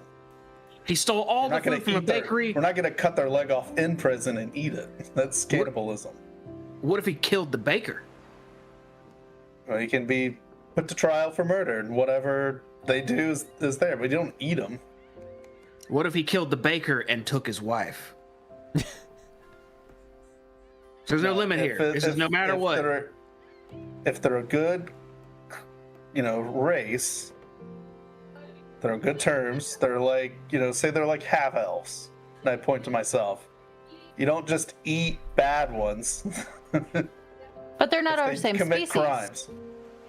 Yeah, I don't know, Red. The fact that we're even okay, like, you said you're going to bring an arm back of one, but that's just because they're bad. What if they were good? You're saying you wouldn't bring that arm. It's because they're like humanoids, and we already ate the fucking bullywugs, and I don't know what's right anymore. Well, I think that you shouldn't eat your same species.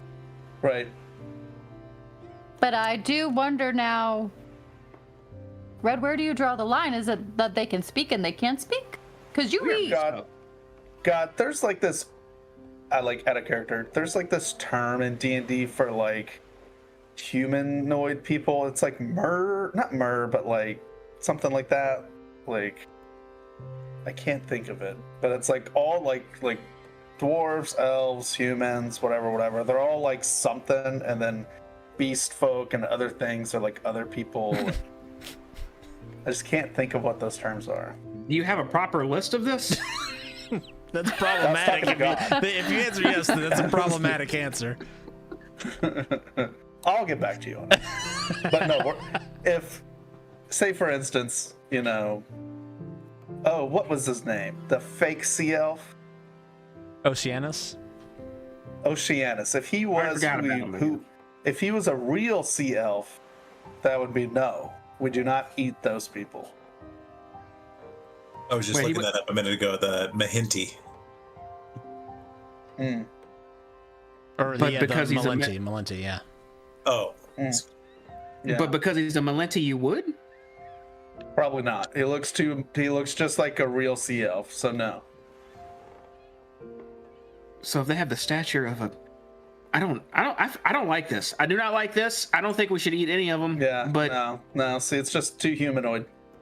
Yeah, if it walks on two legs, I feel like leave it be. I feel like the bullywug thing was a one-off thing. I'll say we're all drunk. I don't know. It was just. And then what's the Sahuagin look like again? Like, those are bulky, big old, bulky guys. Yeah, it's like big old like fish people. Muscle fishmen. Here we go. You cannot eat that Oceanus. Yeah, look at that thing. See? Look in your brain. Nah, it's food. That's food? You think that's food? That's like all sinew and muscle. Yeah, but it's not humanoid. It's not like us. You know, it's not like I think I'm even Saltmarsh. more confused. I bet you could eat its tail. I bet that's something. Oh, pretty tough. Why would we do this? We have money. Why are we even talking about this? We don't need to do It this. could be a fine cuisine in some places. You know, I was kind of thinking you could probably make a good stew out of it or something. Yeah, this is one of your money things, I guess. Y'all could consider that. Very selective clientele, I would admit. Now, the fake sea elf people and sea elves are no. You don't. Those are too humanoid. Kugo, you look like you were saying something. You're probably. What do you think? What do you think of this? Clearly, I'm not that picky. You know, a good seasoning and cooking a long time, anything's good. You don't get a figure like this by giving up. I respect the upfrontness, Kugal. I get it. Well, I still like the confidence we have, but I'm not bringing anything back. If you want to pack a arm or something, that's your prerogative. So besides that one time in the jungle after we killed them and we needed to eat something, have we had that desire to eat them since then? And You've been craving DM, were they really bullywug good? legs? Were they really tasty? It was pretty tasty. Yeah. Desire is a strong word, Red. It's kind of like, you know, we had that steak the other day and that was good. Do I desire it? I mean, not really. But if that was a you were cow. like, hey, you want steak again? I'd be like, well, yeah, hell yeah, I want steak again. So it's not, you know, not desire. It's more like a convenient want. No, I would say if it can vote, it's a no. If it can pay taxes, it's a no. Red, we fucked up then. Bullywugs don't know. We fucked up. The We fucked bullywug up bad, Red. taxes. Don't say that. Yeah, we already. So that's another hypothetical. Let's say a bullywug just walks right into Saltmarsh. Just hop. What would that reaction cause?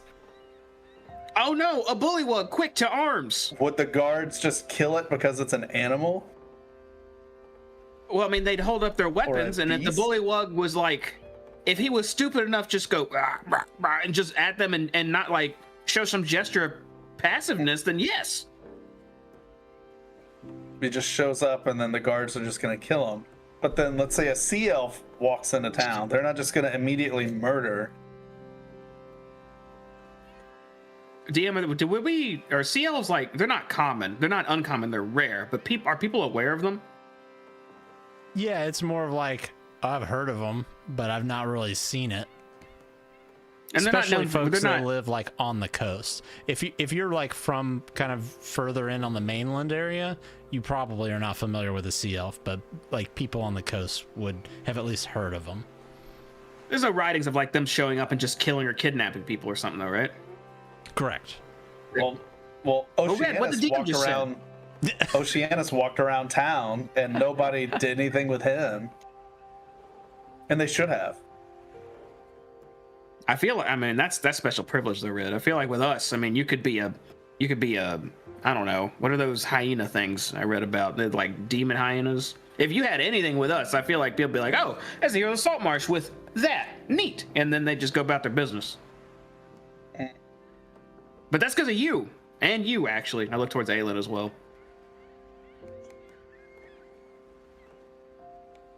Good job there, I guess. I don't know. That was kind of a compliment, I guess. Yeah, good job. That's actually So the we're level not of trust y'all cannibals. built for us is Let's pretty good. Put that in writing. Red, you already said you are. IRS, not cannibals. Make sure to spell that because we ate intelligent things already. So. Okay. Well, I've had enough moral quandaries with this. Let's just get in, beat heads, get out, and report back. Okay. I still think you should ask the lizard folk. You know what they'll say. They'll eat. I'll lean in close. They'll eat anything.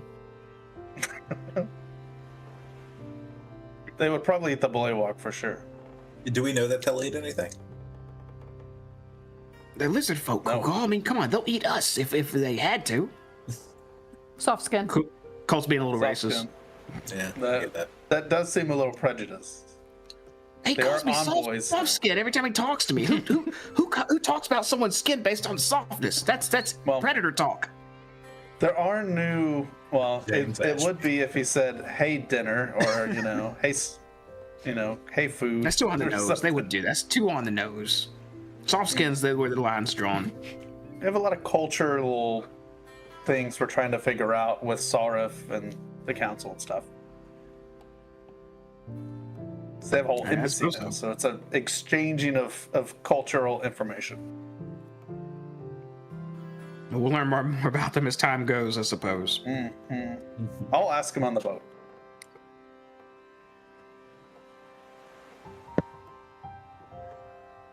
I'm satisfied, DM. I'm good.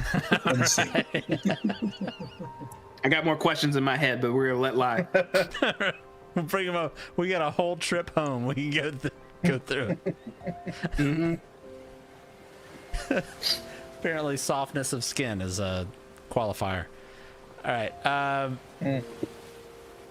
Okay, and you all. Damn it! That threw me off.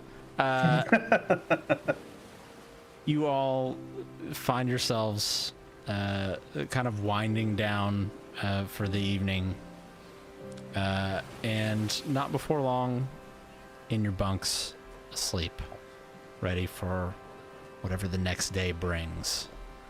And we're gonna take a 10-minute break here before we start the next day.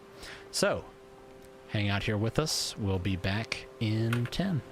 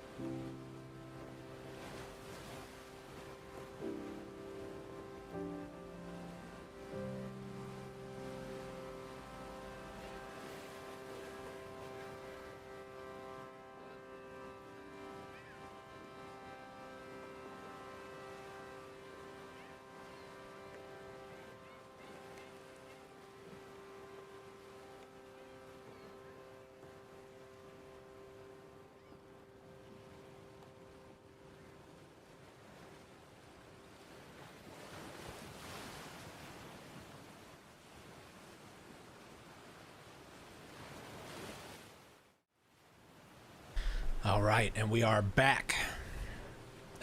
So you all slept through the night peacefully and get the benefits of another long rest. Not that you needed it. But the morning comes with a little bit of heaviness, knowing that you're basically like you've got to be close, and you can kind of feel that heaviness in the air. From your bunks, you can hear the lookout call for land ahead. And with that, the mood kind of shifts. And what started as kind of this routine voyage now carries a bit of weight. The destination looms not just as one point on the map, but as a threat to your home, to everything that you know. It just feels like there's something waiting. The season desist slows as you approach the edge of hostile waters.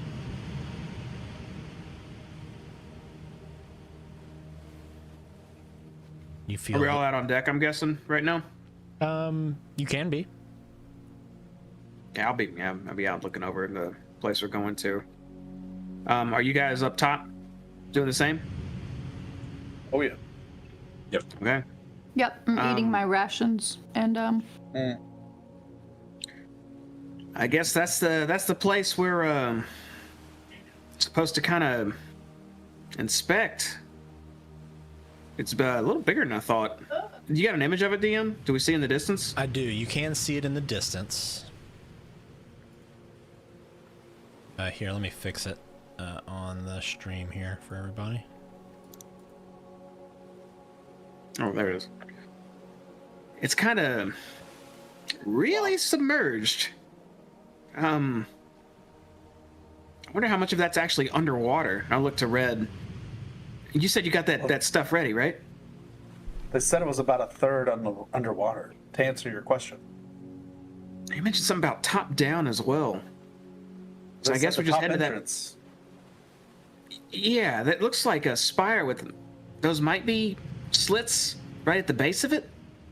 It's hard to tell from here. Vith. They did say the main entrance is underground. Walks up and says, Underwater. Main entrance underwater, but new entrance at waterline. Shallow walkway from mainland.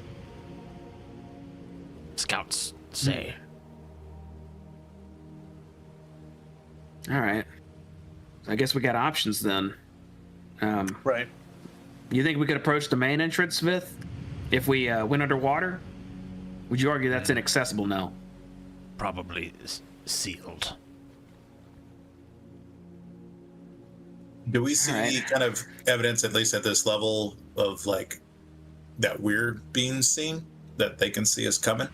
You are the pretty not far be small. off in the distance. So the image that's on screen right now is much, much closer than what you actually are. It is very far in the distance, as they didn't want to attract attention with the larger vessel that you're in.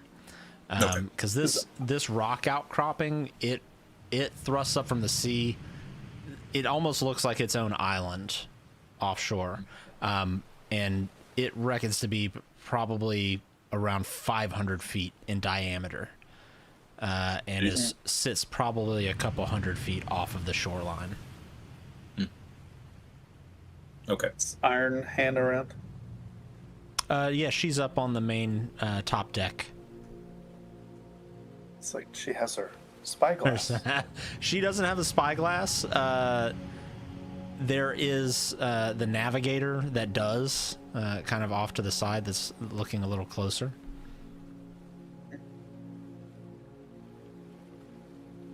I'll go over to him.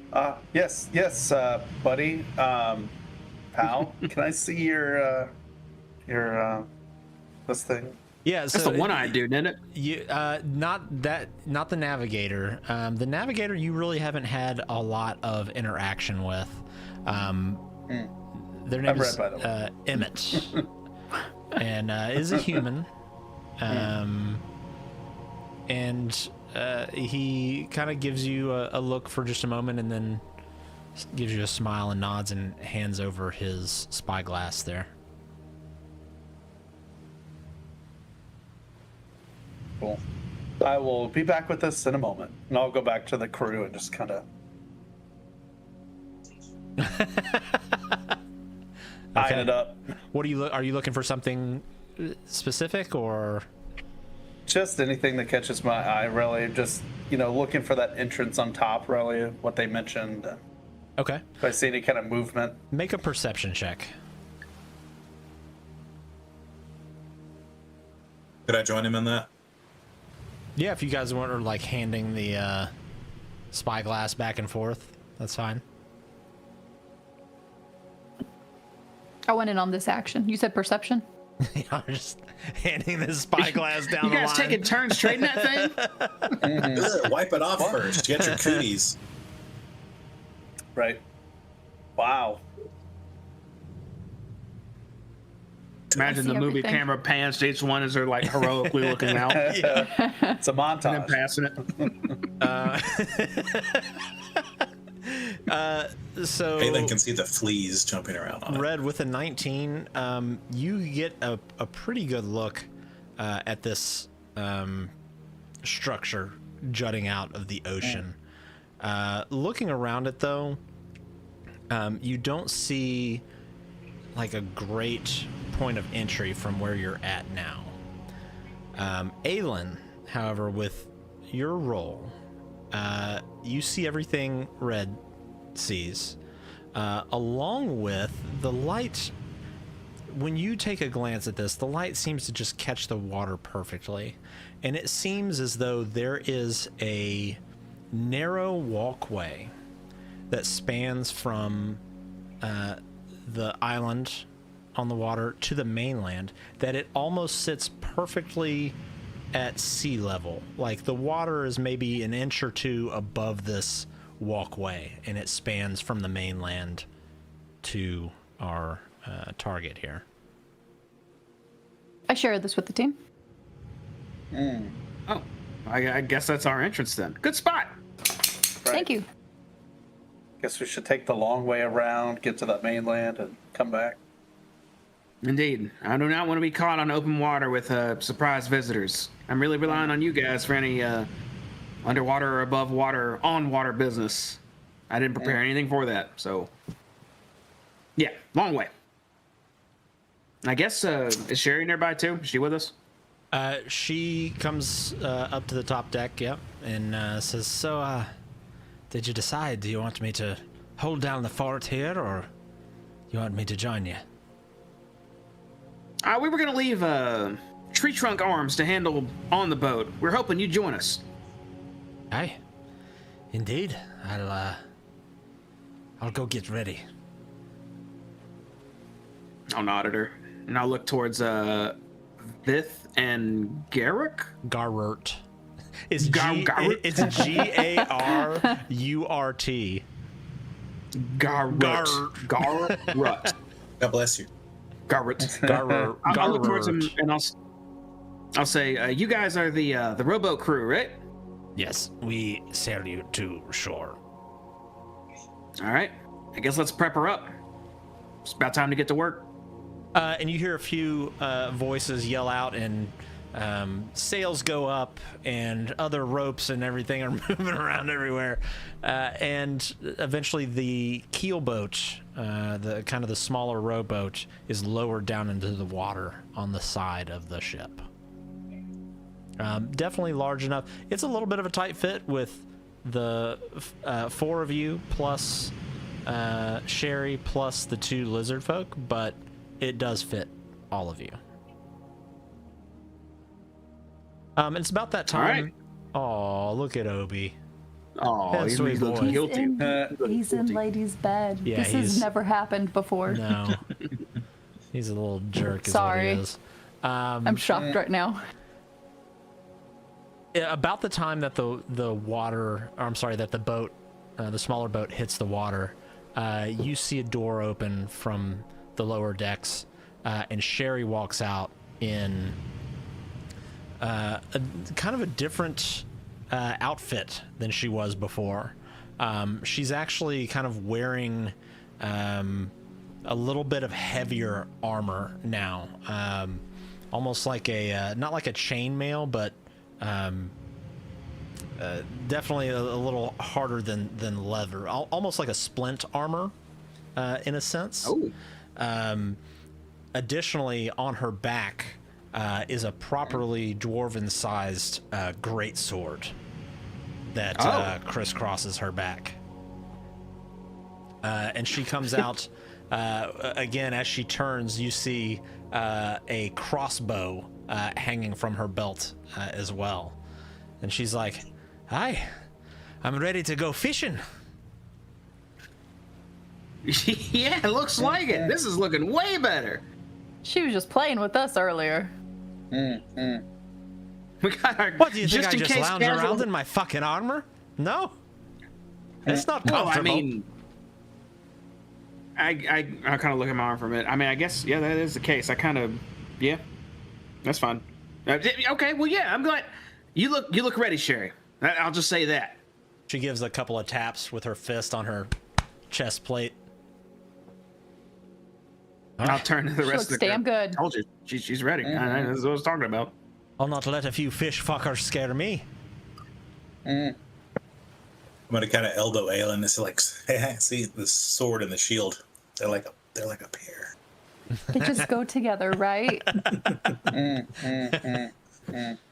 I'll look over the rail and see the boat down it's down in the water, right? It is. Is there like a ladder or something getting there? Or it's like a rope. Just hop it, or? No, it's like a rope ladder, like a net, almost like a big, thick rope net that hangs off the side of the ship.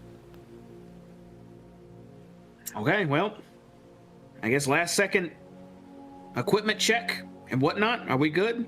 Are we doing this? I put my helmet on. Okay. Climb down. I'll take that as all right. Let's do it. I'll climb over right after Aelin starts scaling down. Okay. Kugal, same? I will join. Okay. Sherry does the same, as does Vith and Garrett. And they start to sail you toward Seahome. And they take you all the way around the western side until you eventually kind of pull up onto the shore of the mainland, where you're now north.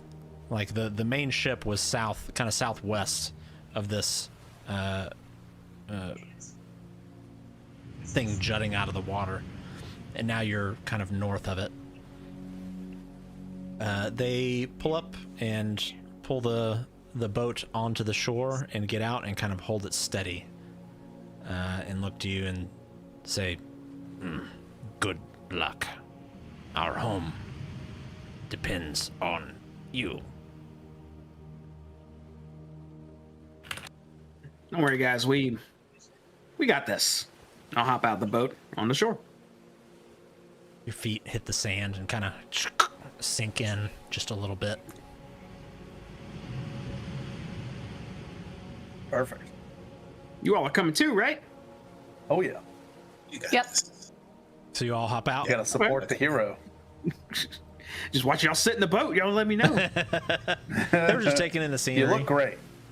Yeah, you look great. The way that the sun was rising behind you is just very picturesque there, Colt. Even Sherry was taking it in for a second, but she hops out of the boat as well. We're in a wide open area right now, right? That is correct. Okay. Kugal, you said you were working on your sneakiness, right? A little bit here and there. I've tried to get some skills. Our friends on the ship, I've been kind of shadowing them with, getting a little more, acquainted with the trickery, the quietness. Check this out. I'll unpin my little kind of half cape that it's usually just on one shoulder. I can unpin it, flick it around to the other side, and it drops into like kind of a full kind of cloak cape, hooded, full length, dark. So just visually a little more dark, but Kugal's all fancy now. All right, I dig it. I was kind of hoping. I'll just look out all around us. I mean, right now it doesn't matter. If someone wants to see us, it will. But once we get in this place, I was hoping maybe you'd take point, scout a little bit ahead, and we follow behind. I'll just kind of clank my boots in the sand, just dig a little bit. Not too quiet. So we could rely on you for that if you're willing. Give it a shot. Yeah, I'm terrible at sneaking. I'll nod Bright and and say, shiny and clanky. for now, we can just approach as a group. But when we get there, maybe you stay like 15 feet ahead or something. Just give us a heads up if someone's coming around the corner or something like that. I'll try to keep a good eye out for us. Nice. All right.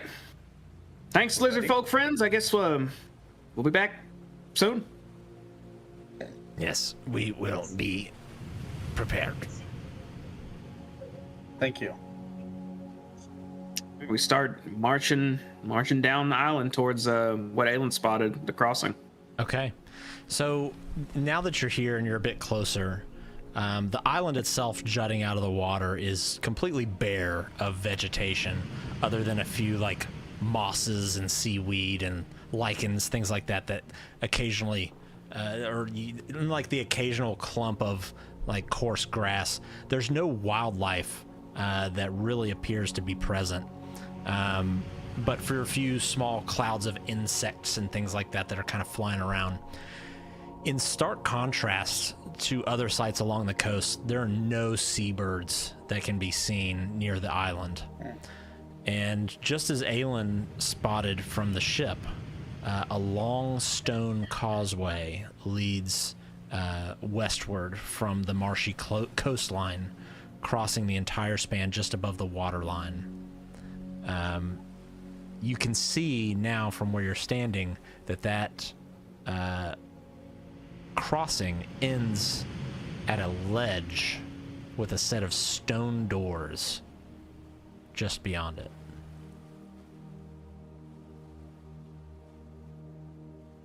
I'll have my shield off my back. It's in my hand. I'm sure everybody else has their gear out, ready to be jumped at any second. We don't want to be jumped. Right. So we're all looking around like crazy for the swimming 8 guards under the bridge or whatever may be there. If you're all specifically looking around, I mean, if you want to make a perception check, you can make a perception check. I do. I would love to. We should document this. +6 not doing you really good if you keep getting shit rolls. 13, 14, 17, 8.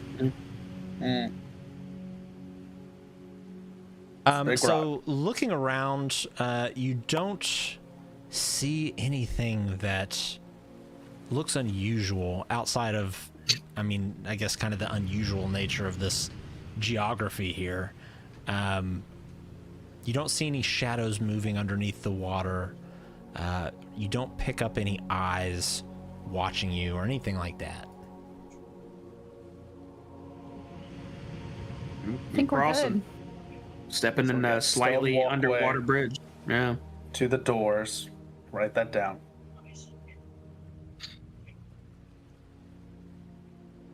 All right, we're moving on. How long was this pathway, did you say?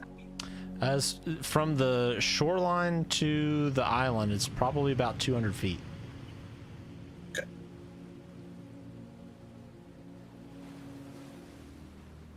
Okay. Here we go. So you walk along the shoreline and you make your way to where the causeway starts to lead across the water. What are we doing? How are we wanting to approach this? What are we all thinking? I'm definitely not first. I'll say that. I'm on guard. Yeah. I will go first. I will happily go first, and just I'm really, because I know these are swimming creatures, and we're crossing a long bridge that's a tight spot. So I feel like if they'd have sentries or guards that like to just hang out and swim, they're gonna be near here. So I'm constantly looking over the sides, and occasionally ahead, but not as much. I'm more looking what's nearby than far away. Can it fit 2x2 on the bridge, or 1x1, or how? You can fit just 2x2. Yeah, it's about 10 feet wide. Anyone else want to be up front with me? I'm just not very stealthy. Oh, we're not sneaky right now, Aelin. We're out in the open. Sun's a shining, and if something wants to shoot at us or jump us, it will. Just however you want to get there now. It's all up to you. Oh. I'll walk up front Okay. to you. I'm trying to take notes on things I see, like the causeway, the doors, how we're approaching for our report. Okay. Just keep an eye on your feet more than anything right now, I'd say. In our causeway, it seems to be like a solid piece of rock, or is it not like a bridge situation where there's like space underneath it or anything? No, it looks like it was something that was created. It doesn't Just seem like a steadily natural dropping rocks in the formation. water. Yeah. Got it. Okay. All right, so the marching order, we've got Colt and Red at front, and then Aelin Kugal behind. And Sherry is going to bring up the rear. Okay. So, you start to make your way across this causeway. Everybody's kind of keeping their head on a swivel, looking down in the water, looking ahead, looking behind, looking above. Air Sahugan. And you make your way about halfway across the bridge. And still nothing. So you continue forward until you stand, I don't know, roughly 50 feet from these stone doors. And still nothing. And then a little closer to the point where you're essentially standing on this rock ledge that's more or less even, again, with the water line. It's about 30 feet wide. And looking ahead, set into this vertical rock surface, is a pair of large stone doors. Each of them are 10 feet high and 5 feet wide. The surface of the doors is completely featureless, with no visible handles, except for a rectangular inset about 6 inches wide and 4 inches high, cut into the center of the left-hand door, about 6 feet above ground level. And then looking kind of into that inset, into this aperture, you see a flat metal plate that covers it from the inside. And I'll bring us here.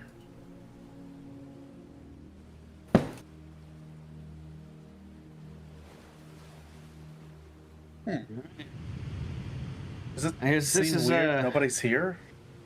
I mean, yeah, I'm kind of getting that vibe. I thought for sure they at least have sentries outside this place, but maybe they don't.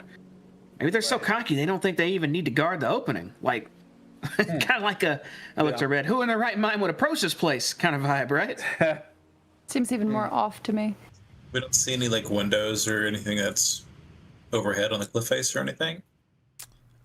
Looking at first glance, no. There's no openings, nothing. All right, well, let's not waste any time. It's already here. I'm gonna get spotted sooner than later, and I'll start just walking right up to the double doors. Okay. Oh, I'm in control now. All right. I think so, yeah. I have the power. Aelin Kugal, are we kind of doing the same? I'm following. Yeah, I'm following suit. Yeah. Just kind of keeping an eye out. Sherry will kind of walk up behind you and say, "Hey, I thought there were supposed to be a bunch of bloodthirsty Sahuagin around here." Right, this is unusual. Yeah. I feel very off right now. I'm keeping an eye on our back on the water. I guess we'll figure out why soon enough. The lizard folk didn't mention anything about some magical door, entrapped door, so I'm assuming I'll just hold my shield up and just put it on the wall, or put it on the door. This is just a standard push or pull, right? I'm gonna lean into it and see if I can start shoving the stone door. It just doesn't seem to move at all. Do you need help? Maybe it's a. Yeah, maybe actually. It ain't budging. Are there hinges? Not that you can see. The only thing that you see is kind of what almost would look to be like a handle on the left side door. It's like it goes in. It's like an inset into the left door, about 6 feet high. Oh, maybe grab onto that thing, Aelin? What's up there? We'll grab it. Is there a button to like? Not a button or anything. It's just. Oh, sorry. It's just think of it just a solid stone door, and then it's almost like carved inward, and there's like a metal plate on the back side of that carved out hole on the door. It's about 6 feet up. Like a peephole, what's the password? Oh, It's up high. that's really high. Taller than I am. 6 feet. Mm-hmm. I'm like 5'10", it's not that taller than me. All right, what about this thing? I'll kind of reach for that plate. Does it feel like it's a push-in thing or like a giant handle of some sort? Maybe like some sort of handle. I'll grab onto that, and I'll give it the forward and back, see which one maybe scrubs it a little bit. Yeah. When you pull it, you feel you have to give it a little bit of extra effort. But you feel it kind of pull a little bit and then kind of push in as you move it. But it doesn't fully open one way or another, but it does make kind of like cocoon sound as you open and close it, essentially. Shortly after that, you hear a sound from the other side of the door go.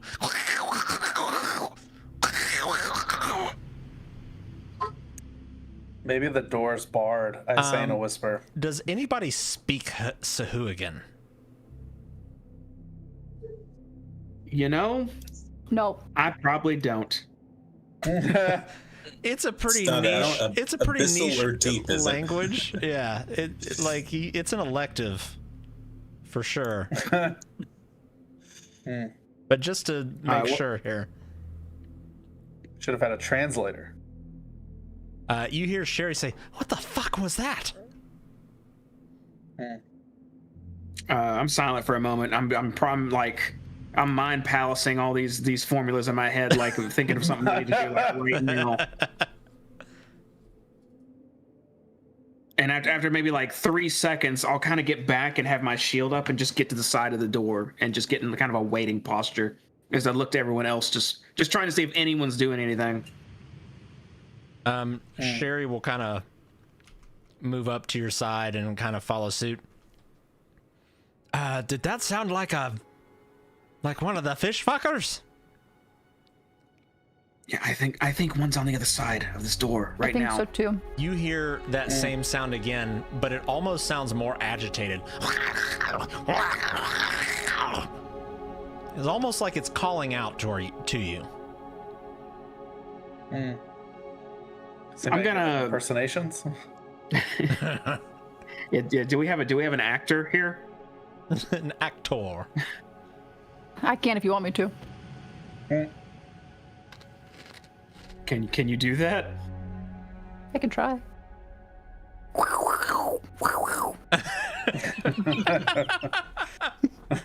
Uh-oh. Make a performance check with disadvantage.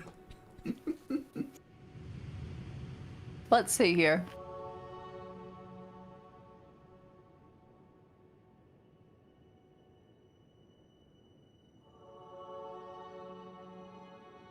No disadvantage. That's not.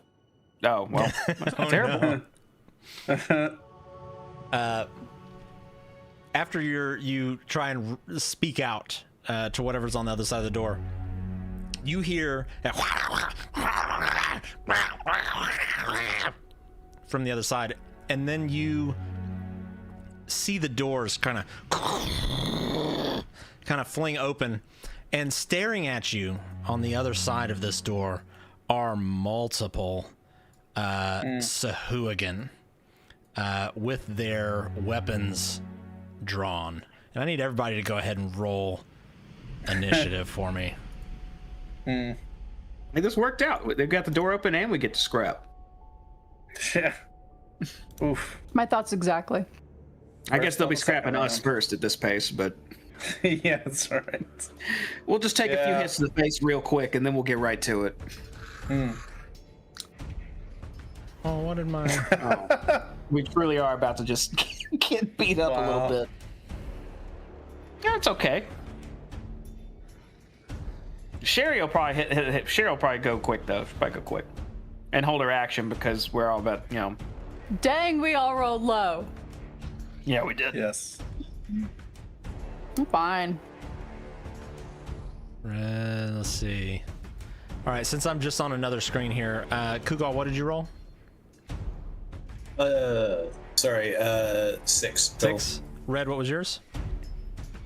3. Aelin? 7. Okay, and Colt? 8. What the hell, you guys? Taken by surprise, I guess. You're right. None of us are dexterity, so all of our initiatives like +1. We're all just everything else but sneaky dex. I can say we're all I'm an next to each Avon other, lady though. and talk him into buying some makeup from me, but We can act together. Tupperware salesman's here. Alrighty, let me move this over here. I'm getting my screen set up here real quick. All right. So the first thing you see is a large Sahuagin, a little further back in the room. I don't remember. Can I don't remember how to like display them. Can you unshadow it? Can you not see anything? I can't. Strangely, yeah, we can't, Just but a on the couple of stream we figures. can. Let's see. Is it all just totally black in there? Yep. I can see in the gate. You can? can see in the We got gate. Special privileges. Is it Yeah, dark I can vision? see. Yeah, I can see. I can see it up is like completely 5 dark in figures. I can see the back here. there. Do you We all have some have sunlight. Damn. No, Hey, Do you me all too. have dark Must vision? be nice. It must be our dark do. vision. Us humans do not. So that's what Yeah, it is. I can see like 5 figures myself. Okay, so yeah, so those of you Wow. without dark vision don't really see anything. Those of you with dark vision see a larger. Let's see if I can.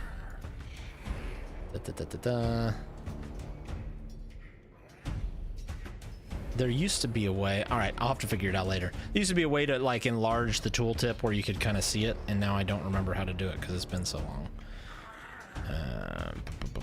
It'd be like that sometimes. It do be like that. Okay. You see this larger one though, kind of call out a couple of orders. It seems like as he moves around in the back. However, that does bring us to Sherry, who's up first, who can kind of see past you, and so she pulls out her crossbow. But then it seems like at least Red Kugal, it looks like she's like can't really get a good shot from where she's at, and doesn't want to risk potentially shooting Aelin or Colt in the back. So she's gonna hold her action just in case she's able to get a good shot. Aelin, Colt, from out of the darkness, leap to Sahuagin, straight toward you, and they immediately go for a multi-attack where they're going to use 2 claw attacks against you. One pair is going to go against Aelin. You're first. Okay. Shields up, Aelin! So the first one's definitely going to miss because they rolled a 5. The second one, though, is a 16 to hit. No. Okay. 18, baby. You block it with your thunder cloud, rain cloud. It's not a cloud. You summon a cloud. The next one is going to be against you, Colt. But with a 14 and a 5, I believe both of those are going to just crash against your armor there, yeah? Dick people up front, that's right. Okay. Let's see, that's gonna bring us to these ones. Another 2 are going to run up into the entrance there, and they're going to move up and try and just take a swipe at each of you over the top of their counterparts there. Does a 16 hit, Aelin? I believe that still misses. Misses. What about a 21? Unfortunately, you got me there. Okay, so this thing reaches over this other Sahuagin and finds kind of a weak spot in your armor, almost kind of across your face, and slashes you for 3 damage. The other one is going to try and take a couple swipes at you, Colt. I'd like to do a reaction whenever I get the opportunity. Yep. Okay. I use Wrath of the Storm. I imagine they're within 5 feet of me since they were able to hit me with a swipey. Okay, I need them to make a dexterity saving throw, please. Okay. They rolled pretty good. It was a 19.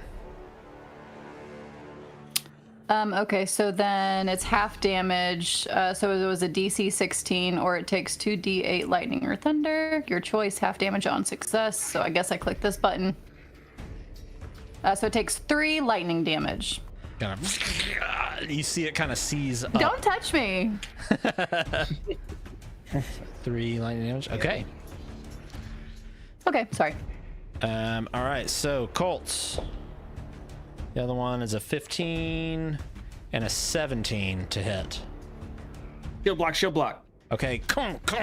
Your shield protects you again 2 more times. The other ones, let's see. There we go. That you can see in the back. Actually, I'm sorry, you can't see them. It's kind of darkness. You can just see kind of shapes moving around back in the darkness. But that's going to end their turn. Colt, it comes to you. Okay. I see the 2 in front of me. I hear and barely see something moving in the background. I dictate immediately, all right, well, I guess it's time to just swing wild. I don't know what's back there, but it might get hit too. I'm gonna clench my right fist and kind of push my 2 fingers in the middle of my gauntlet, and it starts reverberating with this thunderous energy. And I'm gonna cock my fist back, and when I swing it forward, I cast Thunder Wave. Ooh, okay. So the target is a 15-foot cube. I'm gonna start it like right in front of me and Aelin. So everything within 15 feet from in front of me and back 5, 10, needs 15. to make a what is it? A Constitution saving throw. Constitution. Go ahead and put it in D&D Beyond. Okay. So I'm going to start with the one right in front of you, and then I'm going to go to the one right in front of Aelin. I'm basically just going to go kind of clockwise. So the one right in front of you rolled a 3. The one right in front of Aelin is a 14. Then slightly back is another 3. And then you said Constitution, that's a 16. Okay, if 15 was the DC, so if they didn't meet that, they're getting big thundered. Okay, so is that the damage it rolled on the first one? The 15? Hell yeah, it is. I didn't mean to do it twice. So the one in front of you and the one kind of 2 back from Aelin is going to take the brunt of it.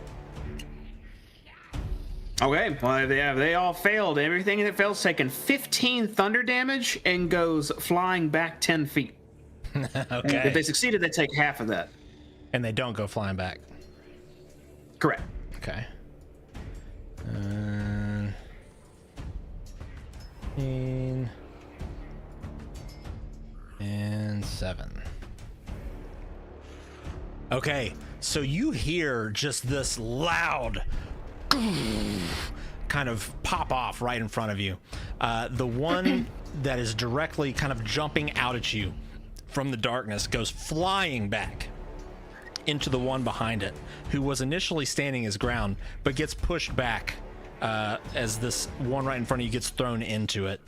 Aelin, the one directly in front of you, kind of seems to hold its ground somehow as it clings onto the wall to its right. But the one directly behind it gets blown back into what sounds like just a pile of Sahuagin in there. It's just a sound of wet fish just flopping around in there. Is there anything you'd like to do else? Anything else you'd like to do, Colt? Yes, as soon as I'm cleared of a person right in front of me, I'm gonna pull my hand back and go behind my shield, flip a quick lever, and this energy shield will just envelop me as I'm using one of my artificer features, which is called, where is it? I've done it so many times I forgot the name of it. It's my guardian armor. Defensive field. I put a defensive field over me and get some temporary health. Okay. Vroom. It's kind of magic shield. Envelops you very quickly. All right, end of turn? End of turn. Okay. That brings us to you, Aelin. I can't see shit. I barely see the guy in front of me. Mm-hmm. So I'm going to cast light on myself. Okay. I don't know if I need to click that button. Maybe IDK. Let's see. So maybe I can see now. 20-foot radius light. So now I can see what's going on. That's a lot. And then I'm going to cast Shield of Faith on myself. I'm choosing me, and I get a +2. LOL. I don't know why it let me roll for that. It's just +2 AC. So now I'm 20 AC. Okay. Concentration up to 10 minutes. A shimmering field surrounds a creature of your choice within range, granting +2 bonus to AC. Okay. Nice. That's all I got. You're bolstered. I can see, and I'm strong. All right. Can the rest of you see now too in there? Did that work? Yeah. Okay. Yeah. See better. All right. Couldn't see any. Literally, I couldn't see anything. I mean, so. literally, this is a like pitch black cave effectively, and like you've opened the door and you can initially you were just getting glimpses as the sunlight kind of just shines down outside, a little bit bleeds in, but like you two on the front line were just getting glimpses of complete darkness and then claws coming out and swiping at you out of that darkness. Can I actually do one more thing? Of course. I'd like to move. Is the door open enough to where I can move? I guess so. They've been trying to mess with me, yeah? Yeah, there's one in front of you, but you could definitely push your way in if you wanted to. Yeah, I want to do that. 5, 10, no. 5, two of them get, I guess, a shot against me? At the moment, no. None, not, well, yeah, if you go down that way, yeah. 2 of them would get a swipe against you. I'll risk it, yeah. I want to get out of everyone's way. I don't want to not let them be able to do anything because I'm in the way. So I'll go here. Okay, so the first one's gonna miss. He rolled a 13. An 18. Not anymore. Okay. Shield oh, you're of faith, plus baby. 2. What's your AC now? That's right. So 20? 20. Yeah. All right. Yeah. You feel this other Sahuagin actually as though he was going to make contact with you, but his claw actually bounces off something incorporeal before it even hits your armor, and it kind of recoils its hand back and Nice. okay. End of turn. End of turn. I'm done. Kugal, you are up. Oh, jeez. I am going to. I'm going to step around to the other side of Red, and I'm nervous about trying to shoot any kind of Eldritch Blast at anybody. I'm going to ready an Eldritch Blast shot, but I'm not moving forward until we get kind of a better lay of the land. So I'm just going to prepare an Eldritch Blast shot. Okay. And hold it. What are the specific conditions that you're preparing for? If one of the Sahuagin leaves the doorway, comes through towards us. Okay. And that actually does remind me, now that there is a clear shot to one of these, that is going to trigger Sherry's held action. So she's going to fire off a crossbolt at this Sahuagin here in the door. Oh, I think she might actually hit here. That is an 18 to hit. Absolutely is going to hit. Oh, Sherry. Gonna one-shot him. As this thing, let's see, this is, you see her let loose from this crossbow. It goes right into this thing's neck and just, you hear it kind of gurgling and bubbling as just kind of black blood oozes down the front of its chest. And it is still alive, but it is barely hanging on, like by a thread hanging on.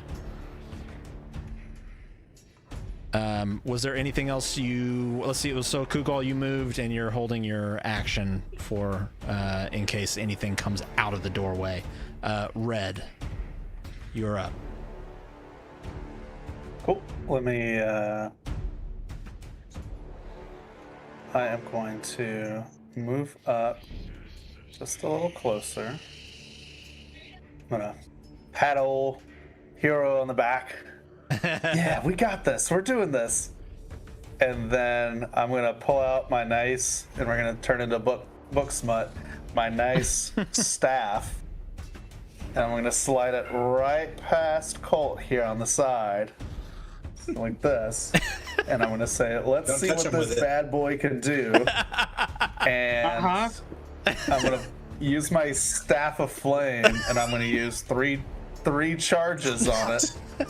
So 1, 2, 3, and then we're gonna drop a good old fireball. I think it was right here. I don't know if you can see my. I can, yeah. My little thing. I think Aylin's not in the. What's the is it a 20 foot? 20 foot radius. I think she might be just inside of it if you go there. No, I think I'm just outside. She is 20 feet from that spot. You can throw it here. Yeah. You had to go 5 more feet back. Yeah. It will miss. You hit everything but like one guy, I think. But yeah, you hit everything but one guy. Totally fine. So we're gonna make that happen. Okay. So you, Colt, you see this tiny little red bead just shoot into the room there, and it kind of just lightly illuminates everything as it flies past. You see just this small orange glow, and if I remember correctly, that's a dexterity save, correct? Mm-hmm. Okay, yeah, we're gonna 16. start with this guy here. Let me pull up his stuff. Okay, dexterity. The first one is an 18, so what's the DC? 16. Okay, so he succeeds. The second one is the one right at the doorway. He failed with an 8. Then we'll go here. That's a 19. He succeeds. Here. Very dexterous. 6. So that's let me make sure that's I mean, it's definitely. Yep. So that's a 7. They fail. Then the big one here. He fails. Fails.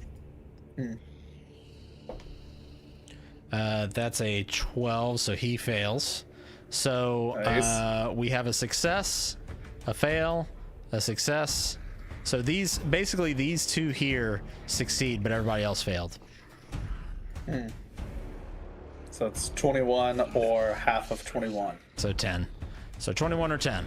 All right, so starting with this one here, he succeeded. Sorry. But he is completely incinerated and turns into a pile of ash on the floor. Is there a leg left? No, it's just you turned the grill up too high. He's charred. Overcooked. This one here, he failed. He actually is in the process of like diving out toward you, and in that process is completely turned to ash, and is disintegrated there. Okay, going to. So you're gone. Going to this next one here. Ash. Also Ash. He's gone. Wow. This one here, what was the damage? 21 or 10. 21.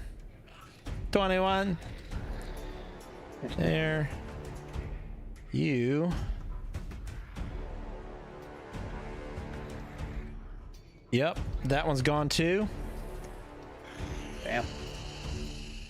And this one is okay. So what we have left here are 3. so again, 21.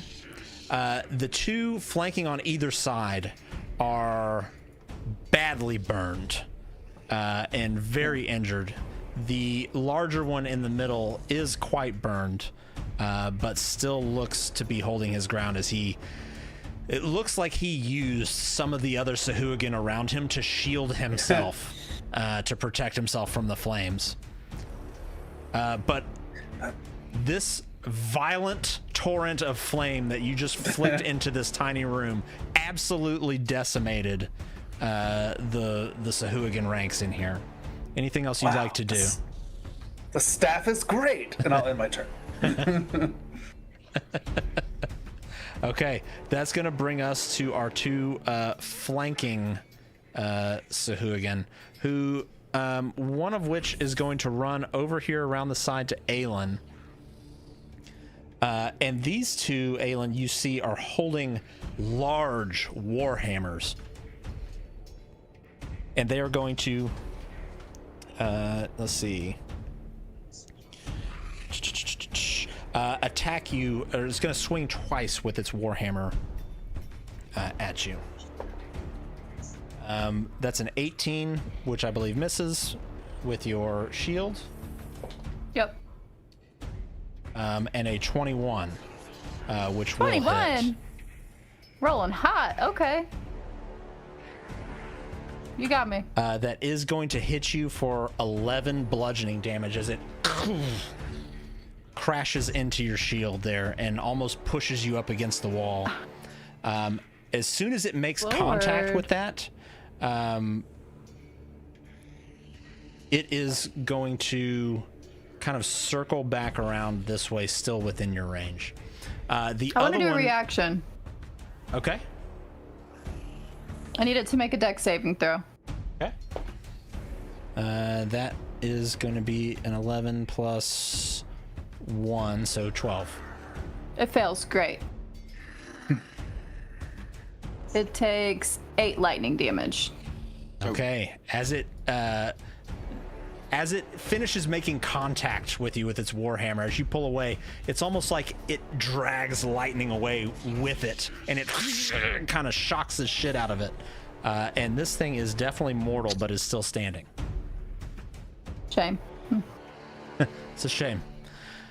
That will bring us to the other one, who is going to make a mad dash out and is going to run straight towards you, Red, after seeing what you just unleashed in there, and is going to make 2 warhammer attacks directly at you. And you do have all your hit points, so that's good. So that is a 20 on the first hit, non-natural, and an 18 on the second hit. They both missed.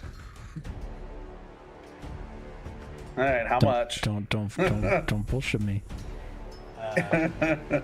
So the first one is kind of a glancing hit, as it. Hey, where's my?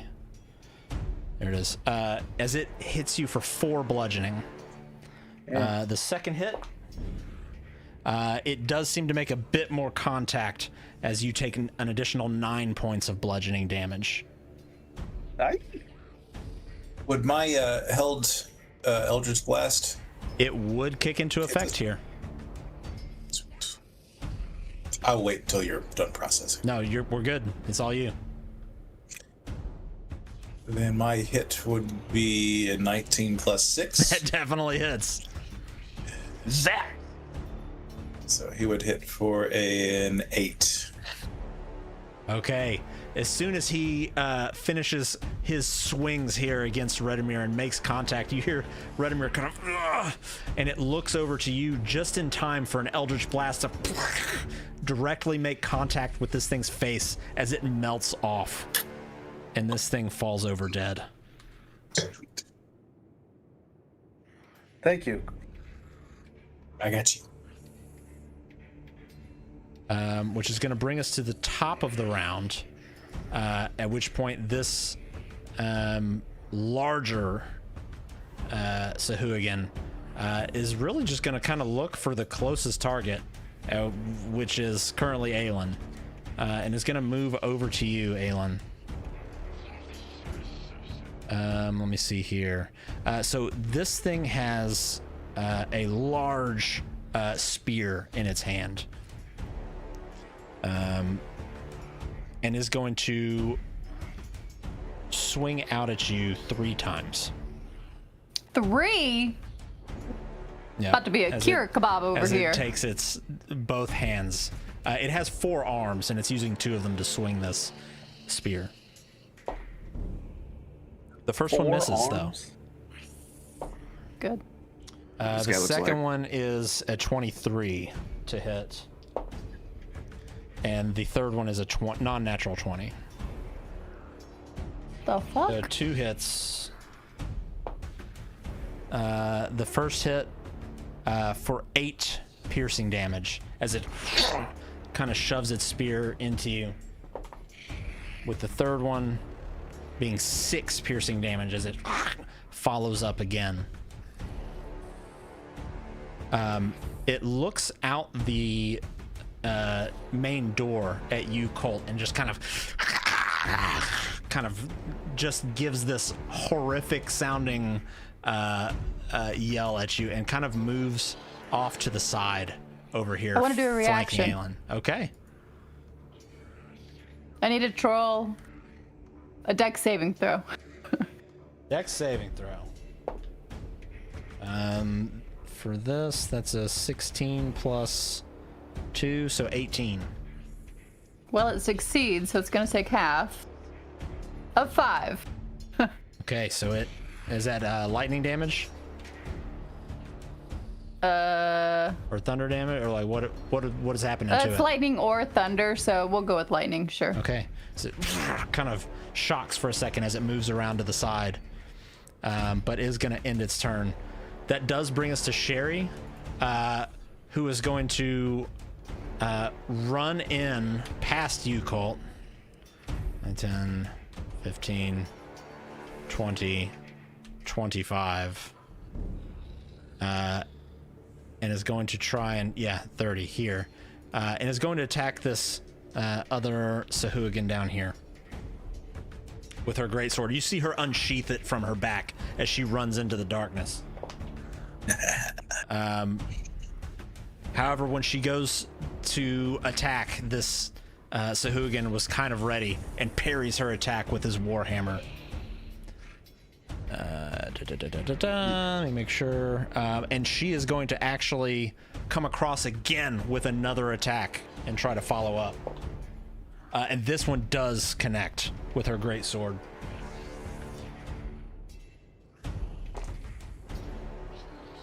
For 7, 10, for 13 slashing damage, and just lobs this thing's head off. All right, She has to jump go. up to Yeah. do it. She does a little jump, a little Mario, a little boop, and cuts this damn thing's heads off. And that is going to end her turn. That's all of her movement. And that's going to bring us actually to you, Colt.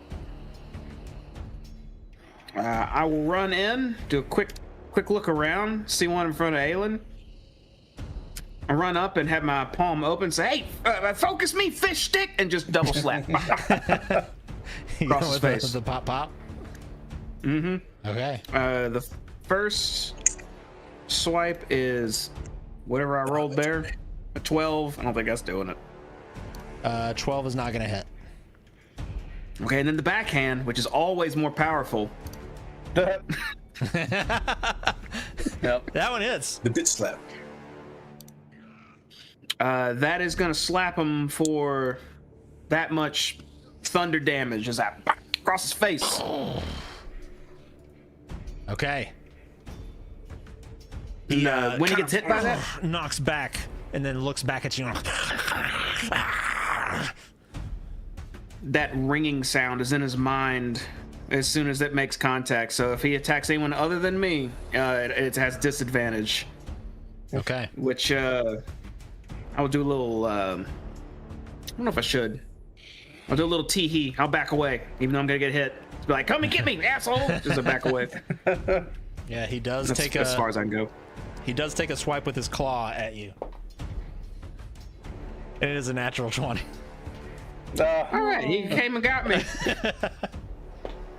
But the second one he rolled a 2, so he's not going to do double damage. But you do take 9 slashing damage as he claws you across your neck as you fall back. And that's okay, because I had my little barrier on, so he's gonna do 3 actual damage to me. I'll take it. Okay, he's pissed. Mission accomplished. Aelin, what are you doing? How does he look? He looks damaged, but not. He's not. Not bad. Not bad. He's fine. Yeah. He's right in front of me, right? Let me look at the. Yeah, he's right. I'm gonna reach out and grab him. And I'm going to cast Inflict Wounds. Okay. So it's a Constitution saving throw. Okay. It's a +1, so that's a 12. He fails. I don't know why this pop-up won't go away. So he takes 27 necrotic damage. Bring this thing almost to its knees. You said 27? Yeah. And this thing is alive, but absolutely mortal. Good. Anything else you want to That's do? really all I got. No, that's all I got. That's all I got. I'm trying to like be sparing. Sure. We've got a long day ahead of us. All right, yeah, we're in the first room here. Kugal. Yeah. It's a marathon. I am definitely going to move forward. Let me see how much I've got. 30 feet to work with. I'm going to go in and be next to and come in next to Colt. I'm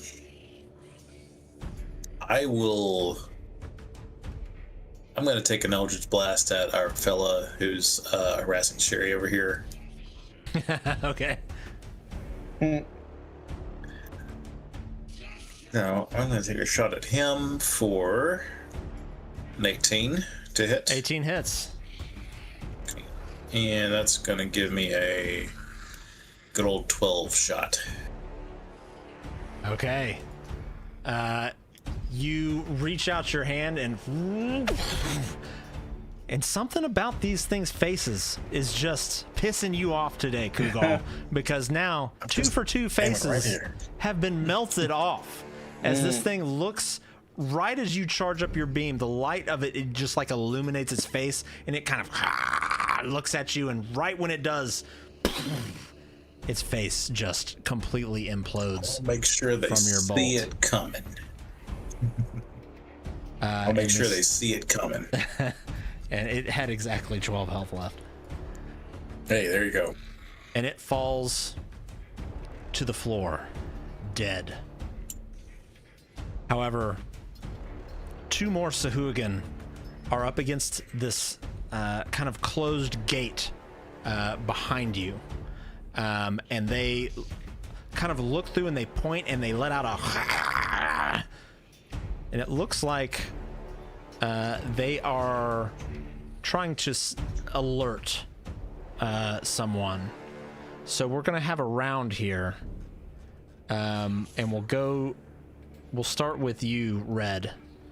You can kind of see and hear this in the distance as these 2 Sahuagin are kind of crying out, yelling out from behind this barred gate.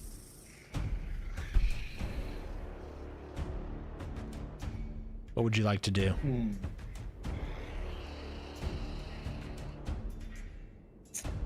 Let's see. I'm gonna run in and be like, "Oh, it's my turn," and then nothing's in here.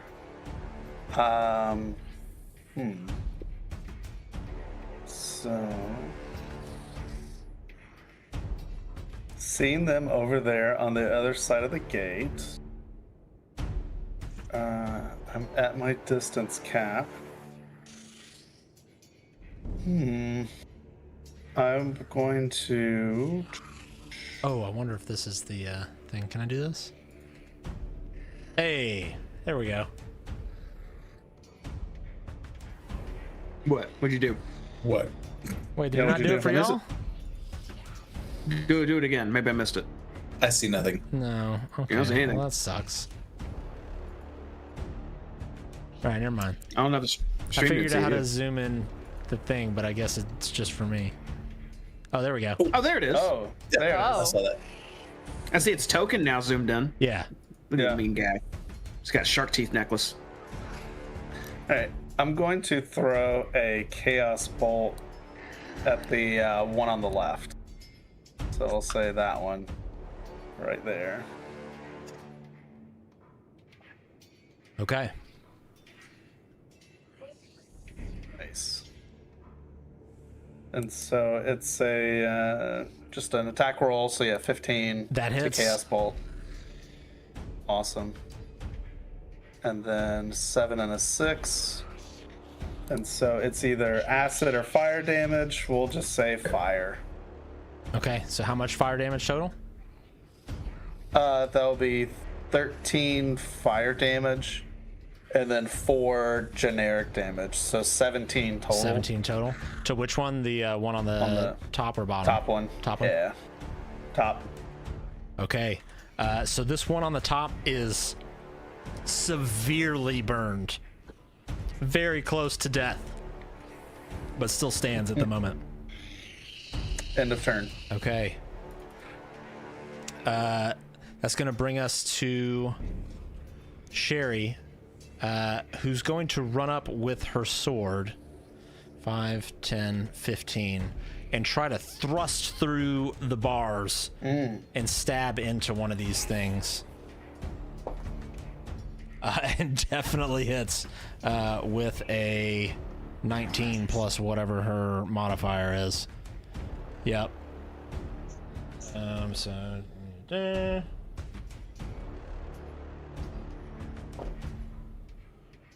6 for 12 damage as she just sinks her blade into this bottom ones here for 13 damage, and both of these things are looking very mortal, and she will actually back up against the wall here to the side. That's gonna bring us to Colt. I'm gonna take one of the glowing vials out of my left glove, and do I want to do this at the second level? No.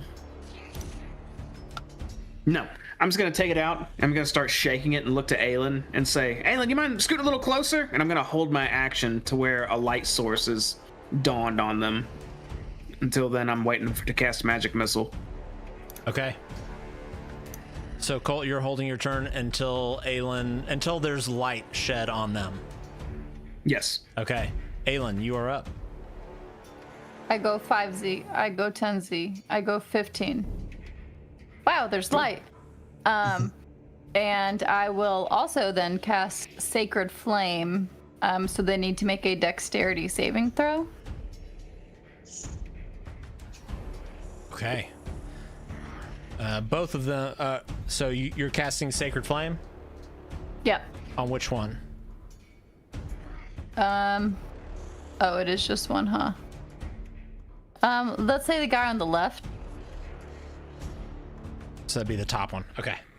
Oh yeah, top. My bad. I'm imagining I'm looking at them. So no, I like the immersion. Apologies. I appreciate the immersion. First person view. They failed tremendously. Okay, so he takes 8 radiant damage.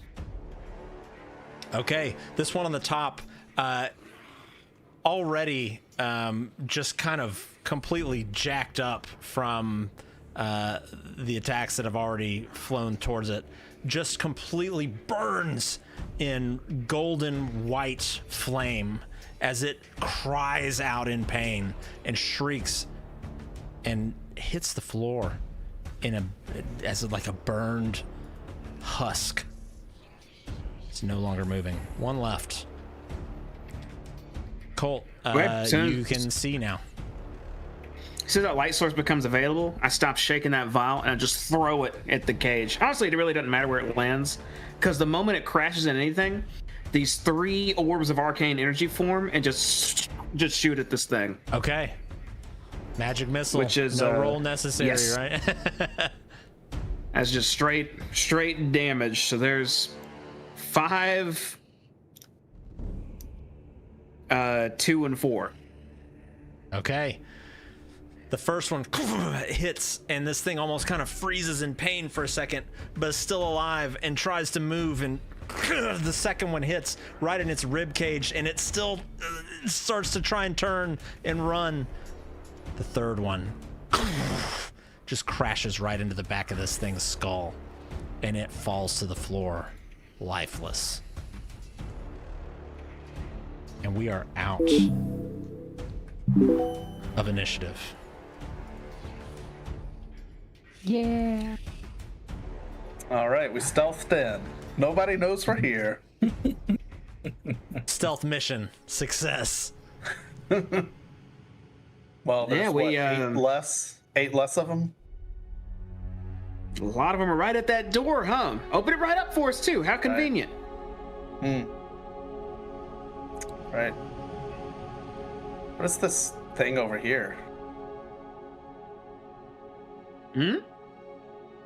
Oh, I can't see, but I can fix that. I think I have this in my inventory. I have it marked down, but I'm going to turn my pack around in my front. I'm going to take out a small orb and clear my throat. Nicholas! A small light emerges from the orb, and as it emerges, you hear a So that has the light spell on it now, so I should be able to see like Aelin does. I can add light to you. How much light does that add?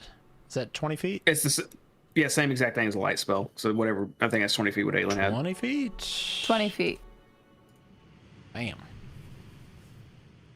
Okay, so let me read this room real quick.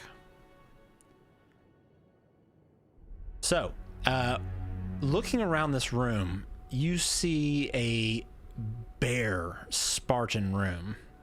Ahead, there's a short corridor off the room that ends in a closed bronze gate. To the north, a single stone bench runs along the east wall. I'm sorry. I got my directions. To one side, a single stone bench runs along the wall. On the opposite wall hangs a large metal gong, and a short metal bar leans against the wall below it. It's almost like an alarm. We didn't even get a chance to ring this. Well, maybe I guess. See what that does. It's made of stone, right? What do you got in mind? Well, it's got ropes. We could just cut the ropes carefully. Oh. Then we can take the stick. Take the stick. Oh, the hitting the gong stick. I'll hit it with something else. Yeah. We'll just shove it in the magic bag and forget about it. Maybe worth something. Could be, yeah. Gong hammer. All right.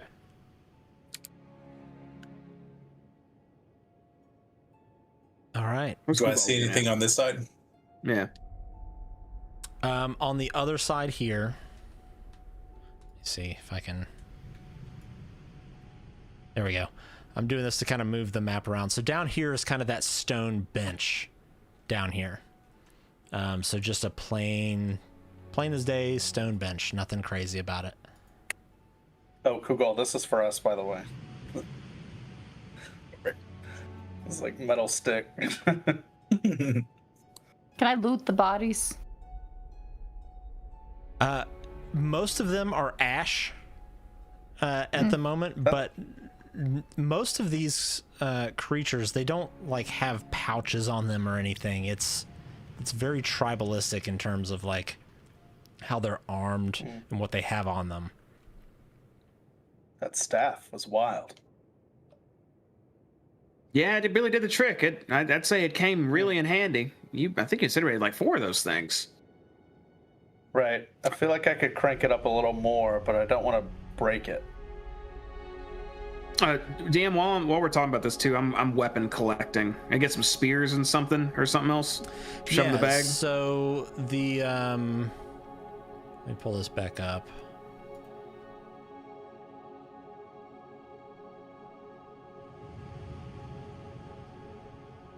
So most of these, the majority of those creatures were attacking with their claws.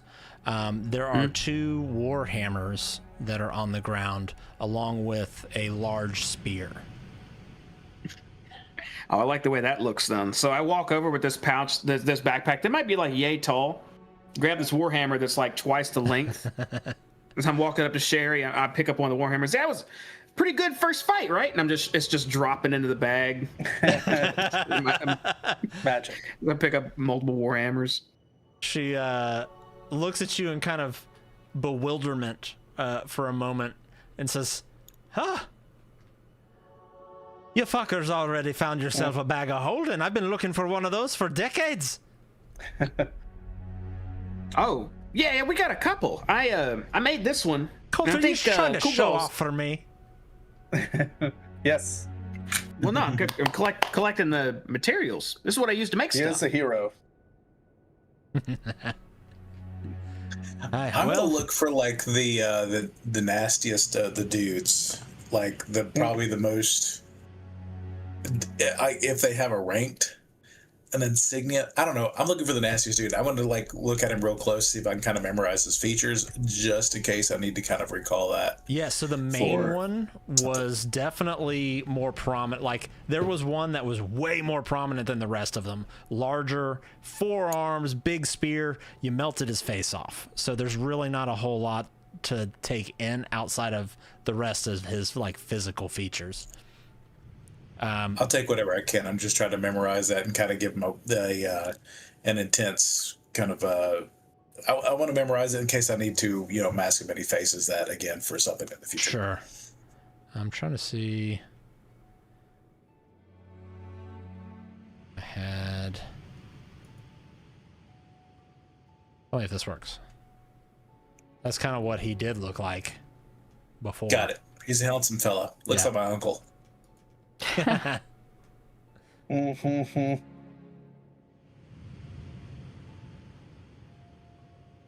I'm gonna use a bonus action to just pull the lever on the back of my shield again, put another barrier over myself. Okay. Have we seen any kind of anything slightly obvious or investigated that will allow us to get through that gate? Not yet. Not immediately, no. And that will have to wait until next session, because that's where we're going to go ahead and call it. How long is this happening? Okay. I was going to say, if this is like an hour, then I'm going to do a short rest and heal myself. But I guess we'll wait till next. We'll find out episode. next session. Hey. Nice job, guys. I mean, y'all handled that first encounter very well. Mm-hmm. Yeah. Well, the AOE made it really like. Yeah. That action economy was a little rough until a lot of them just vanished. Dude, they really did. That staff. It was just they were there one moment and then no, not anymore. It's good stuff. Made it easy. Nice work. All right. So with that, yeah, we'll go ahead and call it.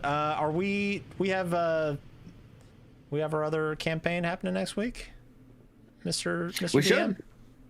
As far as I know, there's no reason to not do it right now, so I'm gonna say yes. Okay. So we will be back next week with our other campaign, the Shattered Obelisk, Phandelver Below, the Shattered Obelisk. So make sure you join us then, and then we'll be back. I believe the following week we should still be good to keep this train rolling. Yeah, guys. 16th, we good? I think so. We have nothing, JD. Yeah. Okay. All right. We're getting the Schedule D&D keeper. the D&D train rolling again. I like it. I like it. Holidays are always tough to get everybody in one place at one time. So, thank you all for watching. If you enjoyed it, please consider a like, and the subscription definitely helps the channel. Helps support us, keep doing what we're doing. And Tell your friends. Yeah, tell your friends, tell your family. With that, Tell your we're friends' outta here. family. Appreciate y'all. Y'all have a good night. Good night. Bye.